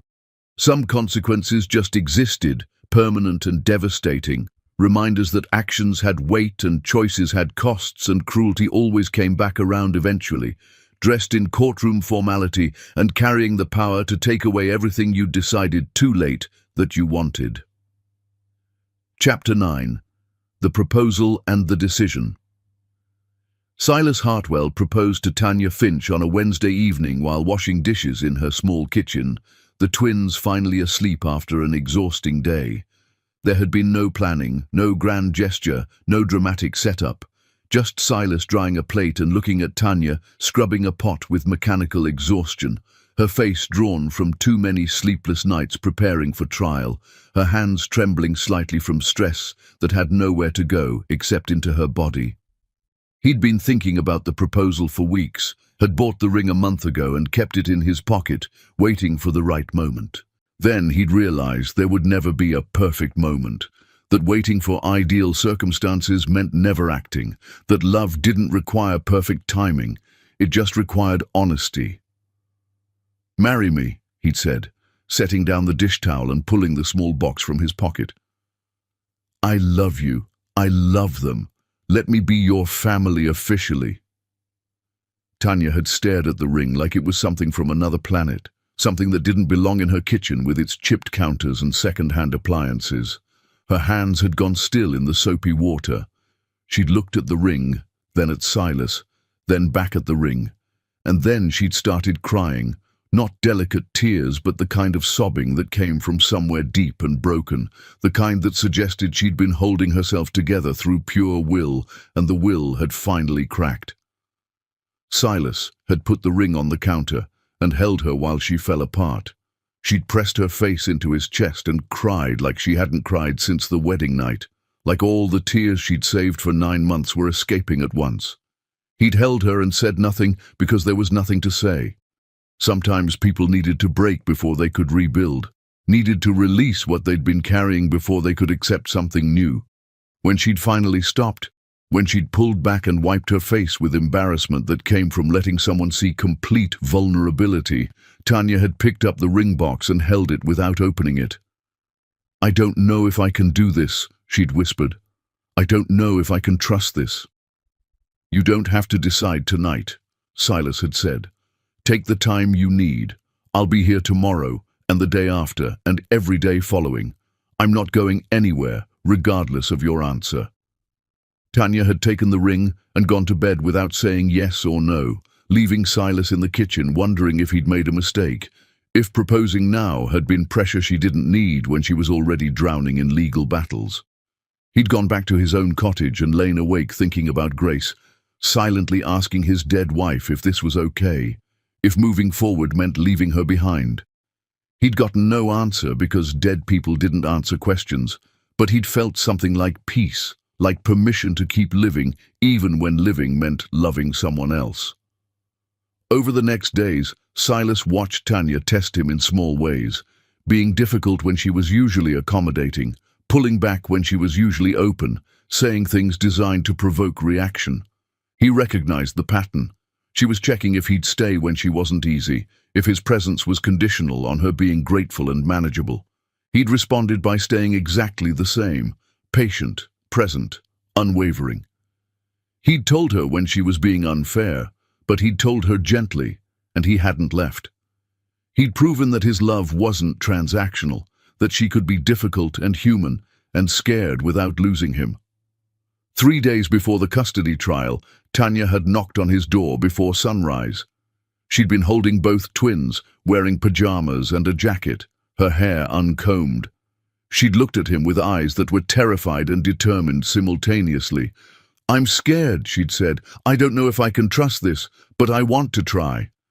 She'd handed him the ring box still unopened and said, "Ask me again when I'm not crying and exhausted." Silas had taken the box and asked her right there in his doorway at dawn, with babies between them and their breath visible in morning cold. "Tanya Finch, will you marry me?" "Yes," she'd said, and the word had sounded like a door opening instead of closing, like the beginning of something rather than the end. They'd gone inside and made breakfast together with Zephyr in a high chair and Phoenix in a bouncer, moving around each other with practiced ease that came from months of shared domesticity. They'd eaten eggs and toast while the twins babbled and threw food, and it had felt more real than any grand romantic gesture could have felt. Just two damaged people choosing each other deliberately, choosing to build family from intention, rather than waiting for it to arrive perfectly formed. They'd set the wedding date for the week after trial, regardless of outcome. Small ceremony at a chapel by the ocean. Just them and the twins, and a handful of Silas's colleagues who'd become friends. Tanya had started designing her dress that afternoon, sketching in her architecture notebook between trial preparation notes, creating something simple that wouldn't feel like mockery of the wedding dress that had become costume for cruelty. Silas had filed adoption paperwork that would be finalized after marriage, establishing legal parenthood that would protect the twins if anything happened to Tanya, creating family through choice and documentation rather than just biology. Jennifer Moss, Tanya's lawyer, had been pleased when Tanya told her about the engagement. She'd explained that having Silas as a legal step-parent would strengthen their case dramatically, would show the judge that the twins had a stable two-parent home, would demonstrate that gold was unnecessary rather than essential. She'd filed motions updating their case to include Silas's pending adoption, had gathered character references from his colleagues about his presence in the twins' lives, had built a narrative about earned fatherhood versus biological claims. But the engagement also made Gold desperate. When his lawyers informed him that Tanya was planning to marry Silas and allow adoption, Gold had responded with fury that made his legal team nervous. He'd demanded they find ways to block the adoption, to argue that step-parent adoption was parental alienation, to make the case that Tanya was trying to erase him systematically. His lawyers had explained that judges generally favored stable two-parent homes, that blocking an adoption would make Gold look possessive rather than caring, that fighting this would damage his case more than help it. Gold hadn't cared. He'd told them to fight everything, to block every path Tanya tried to take, to make sure she understood he wouldn't be erased. His lawyers had exchanged glances that suggested they were representing a man too prideful to recognize when he'd lost, but they'd taken his money and filed motions that would be denied but would slow the process, would make Tanya's path harder, would punish her for choosing someone else. The night before trial, Gold had shown up at Tanya's cottage one final time. Tanya had been inside with Silas, both of them going over testimony notes while the twins slept. They'd heard the car pull up, had seen Gold through the window standing at the edge of her property like he was afraid to come closer. Silas had wanted to call the police, but Tanya had stopped him. She'd gone outside alone to face Gold one last time before facing him in court. They'd stood in her front yard under stars, far enough from the cottage that Silas couldn't hear them, close enough that he could see them through the window. Gold had looked terrible, expensive suit wrinkled, hair disheveled, face haggard from too many sleepless nights. He'd stared at Tanya for a long moment before speaking. "If you marry him and let him adopt them, I'll never stop fighting," Gold had said. "I'll appeal every decision. I'll make your life hell for years. I'll use every resource I have to make sure you never know peace." Tanya had looked at him without expression. "You've already made my life hell. You did that the night you laughed while I signed divorce papers. Everything since has just been me surviving what you started. You can't threaten me with more of what I've already endured. Those are my sons." Gold's voice had cracked on the words. "My blood, my biology. You can't just erase me." "I'm not erasing you," Tanya had said. "You were never written into their story to begin with. Biology isn't fatherhood. Showing up when it's convenient isn't parenting. You're a stranger who shares their DNA. Silas is their father because he chose them every single day. That's the difference you'll never understand." Gold had stood there breathing hard, looking like a man watching everything he'd decided too late he wanted slip through his fingers. "I made a mistake, one mistake. How long do I have to pay for it?" "You didn't make one mistake," Tanya had said, her voice gentle in a way that felt crueler than anger. "You made 1,000 small choices that led to one catastrophic moment. You chose to make a bet. You chose to pursue me specifically because you thought I was vulnerable. You chose to learn my pain and use it to manipulate me. You chose to laugh when I signed papers that broke my heart. Every one of those was a separate decision. And then you made 1,000 more choices to stay away after you knew about the pregnancy. You don't get to reduce all of that to one mistake and claim you've paid enough." She turned and walked back toward the cottage, where Silas stood in the doorway with light behind him, where her children slept in cribs they'd outgrow soon, where her life existed complete without Gold in it. She'd paused at the porch steps and looked back at him one final time. "I hope you find peace," she'd said. "I hope you learn to live with what you did, but you'll do it without us. We're done being your redemption project." She'd gone inside and locked the door. Gold had stood in her yard for 30 minutes before getting in his car and driving away. Tanya had watched him leave from the window, Silas's arms around her waist, and felt something like relief. Tomorrow in court, she'd tell the truth.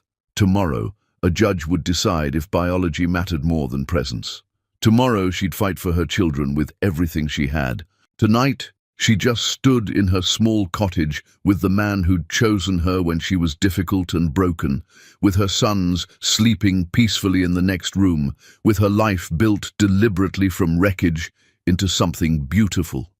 She thought about the woman she'd been on her first wedding night, naive, trusting, desperate to be loved. She thought about the woman she'd become, scarred, careful, rebuilt from determination. She thought about the woman she was now, damaged but whole, loved but not dependent, a mother and soon-to-be wife who'd learned that family wasn't what happened to you, but what you built deliberately from choice and time and the radical act of showing up.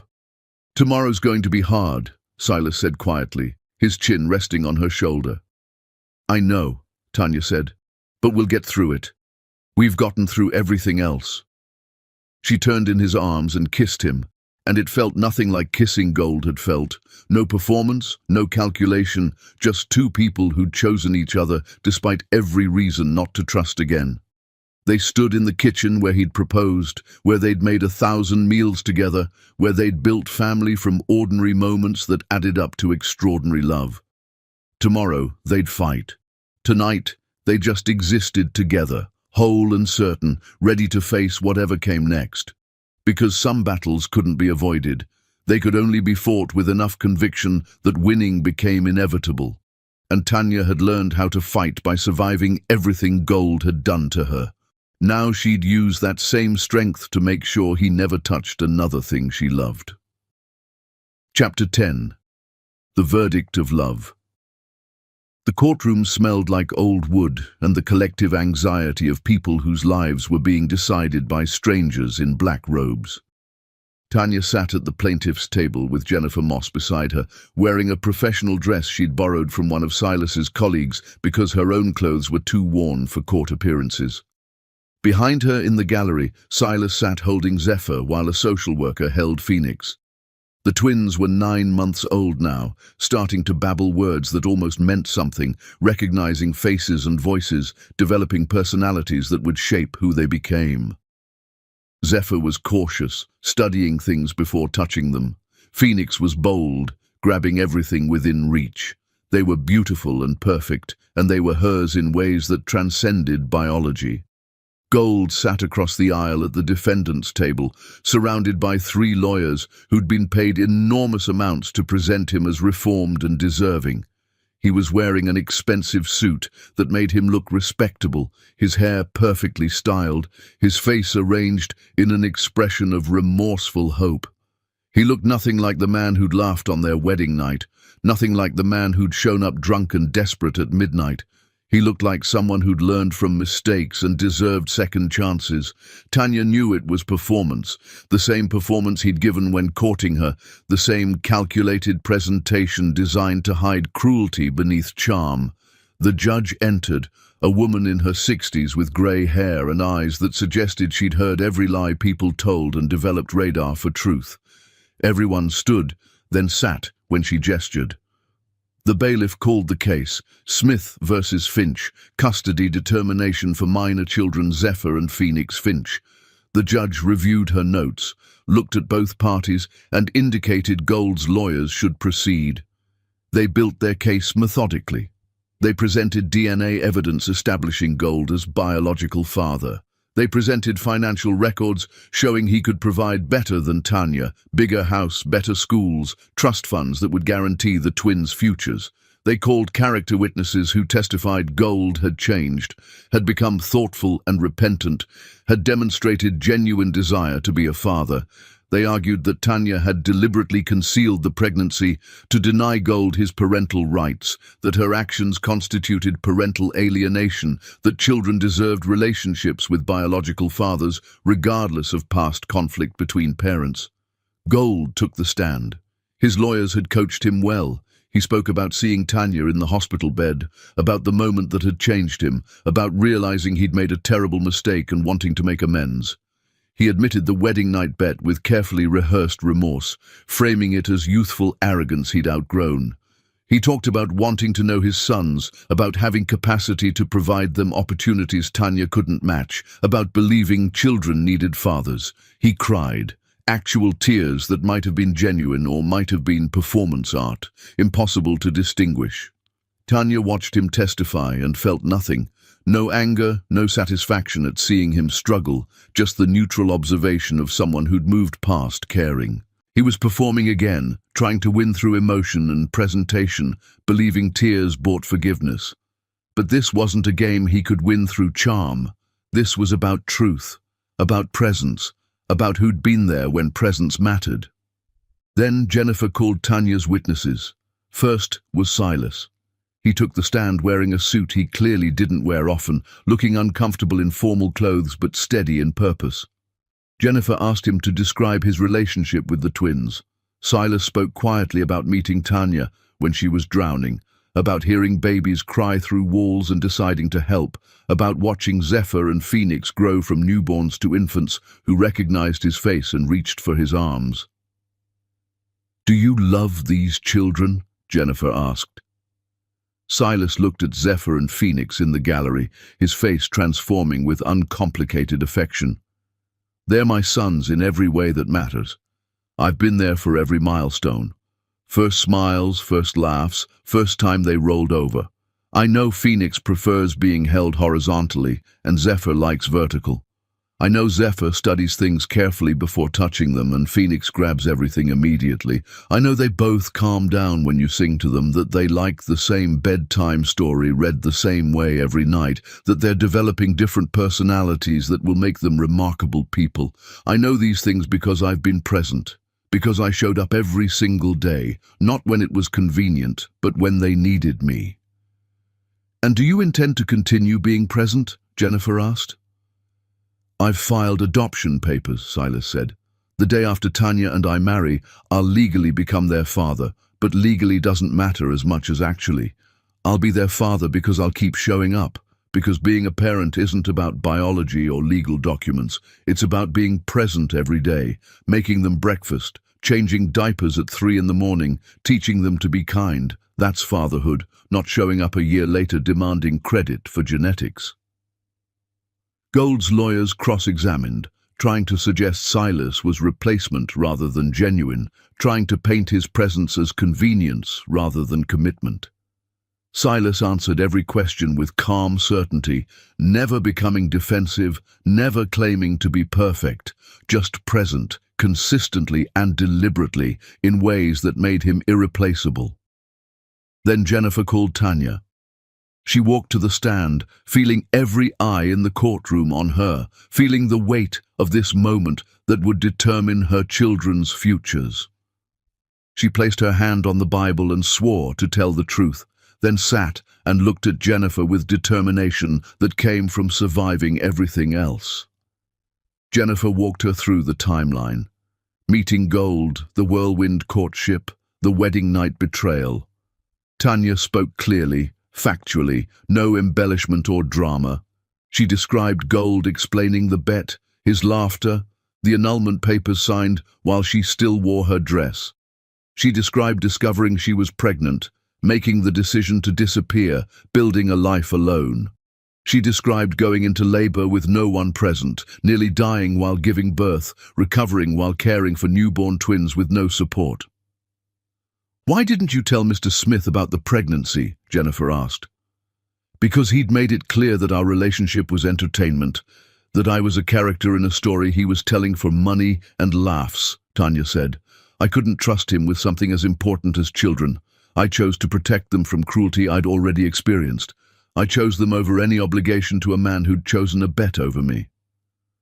"Do you believe Mr. Smith has changed?" Jennifer asked.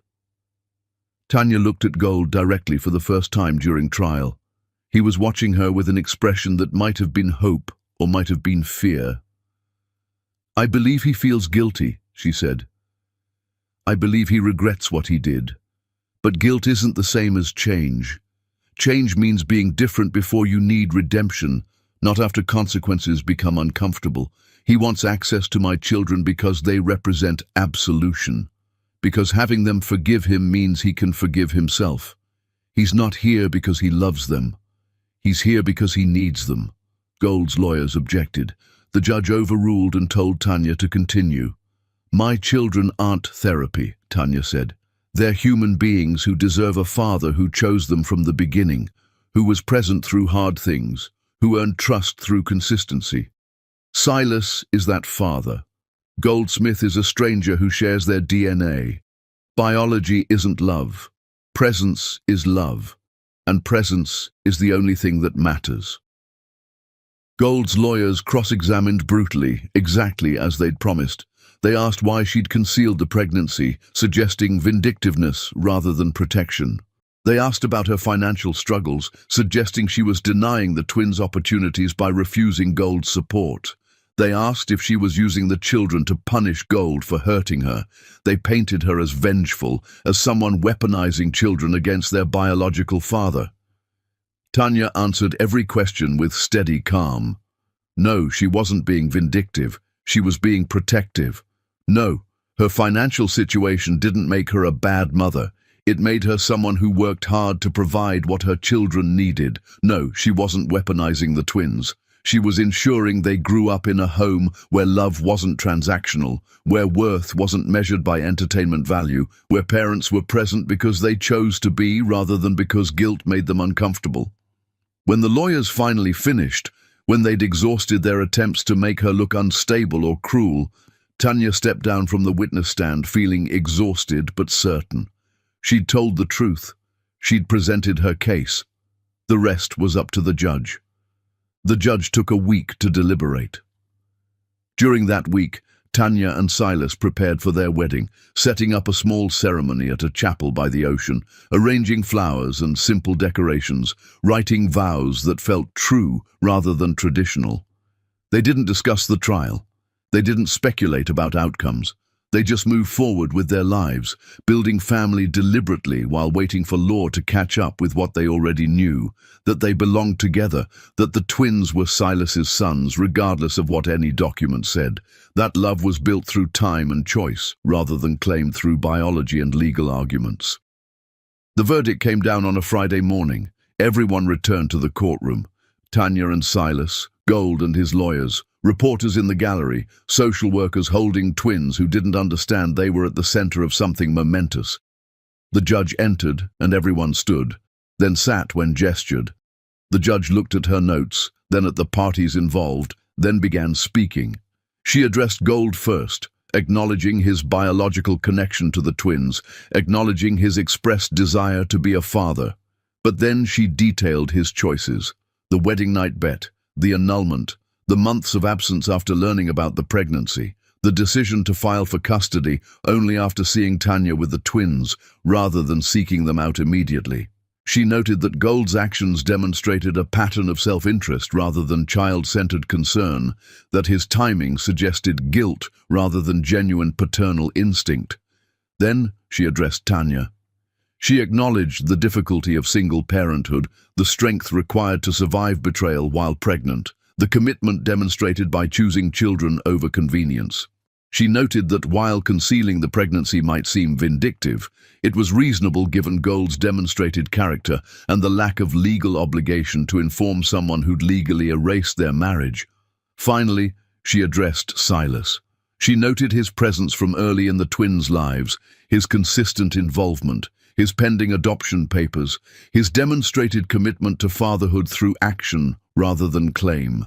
She said the court recognized that fathers were made through presence, not just biology, that children needed stability and consistent care more than they needed biological connections to people who'd been absent. Her ruling was clear. Gold's petition for custody was denied. His petition for visitation was denied. The twins would remain in Tanya's sole custody. Silas's pending adoption would be approved upon his marriage to Tanya. However, the judge added a provision: when the twins reached adolescence and could express their own preferences, Gold could petition again to establish contact if he could demonstrate consistent, genuine change over years. But until then, the twins' need for stability outweighed Gold's desire for redemption. Gold sat motionless as the verdict was read. His lawyers looked disappointed but unsurprised. They'd known this was the likely outcome, had told him repeatedly to settle, had watched him insist on going to trial anyway because pride wouldn't let him accept defeat gracefully. Now he had his legal answer. Biology without presence meant nothing. Genetics without involvement granted no rights. Wanting to be a father after abandonment didn't create entitlement to fatherhood. Tanya felt nothing when she heard the decision. No victory, no relief. Just quiet certainty that justice had aligned with truth for once. She thanked her lawyer, accepted Silas's embrace, took her sons from the social worker who'd been holding them. Phoenix grabbed her hair. Zephyr stared at all the people with cautious uncertainty. They were hers. They'd always been hers. Now law recognized what love had established. That evening, Tanya and Silas married at a chapel by the ocean, with sunset painting the sky orange and pink behind them. The ceremony was simple, an officiant reading traditional vows, Silas's colleagues serving as witnesses, the twins in little suits held by a friend who stood nearby. When the officiant asked if Tanya took Silas as her husband, she said yes without hesitation, her voice strong and certain.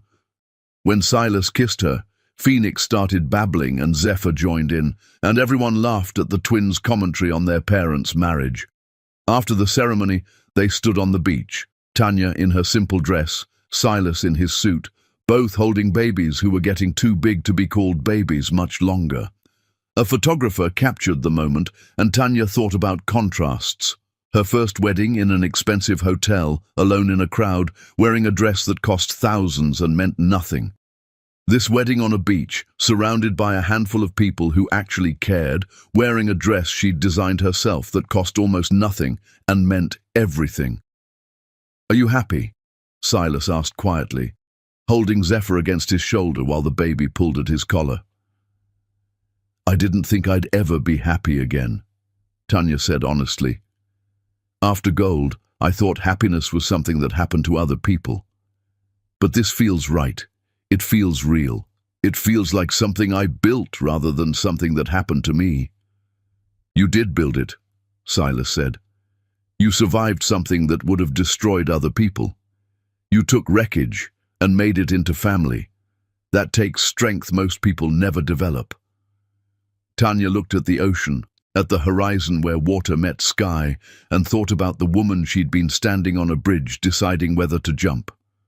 That woman had chosen life because of two cells dividing inside her body. Those cells had become Zephyr and Phoenix. Those twins had forced her to keep living when living seemed impossible. And living had led to Silas, to this moment, to understanding that revenge wasn't about destroying the person who hurt you. It was about building a life so beautiful they became irrelevant. Gold watched from his car at the edge of the beach parking lot. His investigator had told him about the wedding. He'd come because he couldn't not come, couldn't stop himself from seeing what he'd lost become official. He watched Tanya in her simple dress, watched Silas lift Phoenix into his arms, watched the four of them walk back toward the chapel as the sun set and cast everything in gold light that felt like mockery. He'd lost. The verdict had made it official. Biology meant nothing without presence. Genetics granted no rights without earned trust. He'd thrown away his chance before he'd known it was a chance, and now someone else was collecting what should have been his. His sons would grow up calling Silas father. They'd learn to walk holding his hands. They'd be shaped by his values, protected by his presence, loved by his consistency.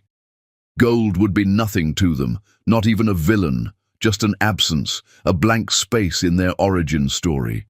He started his car and drove away from the beach, from the chapel, from the family he'd destroyed before it could exist. He drove back to his city, to his penthouse, to his empty life built from success that felt stupid now. Money didn't fix this. Power didn't change this. He'd learned the hard way that some things couldn't be bought or forced or claimed. They could only be earned through time and presence and the choice to show up every single day. Months passed. Silas's adoption finalized. The family prepared to move to London for Tanya's international project, packing up the cottage that had been home during their hardest days. Zephyr and Phoenix learned to walk, stumbling around the living room while their parents cheered every wobbly step. They said their first words, "Mama" and "Dada," pointing at Tanya and Silas with certainty about who their parents were. On a Tuesday morning while packing boxes, Tanya's phone buzzed with a message from an unknown number. She opened it out of habit and found a text from Gold. "I'm sorry. I hope they have a good life." She read it once, felt nothing except faint surprise that he'd finally said something without demanding anything in return, and deleted it. She didn't respond. She didn't need to. That chapter had closed the day the judge ruled, had ended the day she'd married Silas, had finished the moment she'd understood that moving forward meant not looking back. She went to help Silas pack toys, while Phoenix pulled himself up on furniture, and Zephyr examined a cardboard box with serious concentration. Her sons, her husband, her family built deliberately from choice rather than accident. They'd move to London, build new lives, create memories in places that had no connection to Goldsmith. They'd be happy not because they'd destroyed him, but because they'd made him irrelevant through the simple act of building something beautiful he'd never touch. That was revenge, not forgiveness that let him off the hook, not hatred that kept him present in her thoughts, but indifference born from genuine happiness. She'd survived his cruelty and built an empire of love from the ashes. He'd remain alone in his tower made of glass and money and regret, while she'd live fully in a cottage made of laughter and presence and the radical choice to keep showing up. Tanya laughed at something Silas said. Phoenix tugged at her dress. Zephyr babbled nonsense that almost sounded like sentences. And somewhere far away, Goldsmith disappeared into irrelevance, while the family he'd destroyed rebuilt into something better than he'd ever deserved to be part of. The greatest revenge was not forgiveness. It was building a life so beautiful, the person who hurt you became a footnote in your origin story. Present, but unimportant. Mentioned, but not mourned. The villain who lost not because you destroyed him, but because you simply stopped caring whether he existed at all. The end.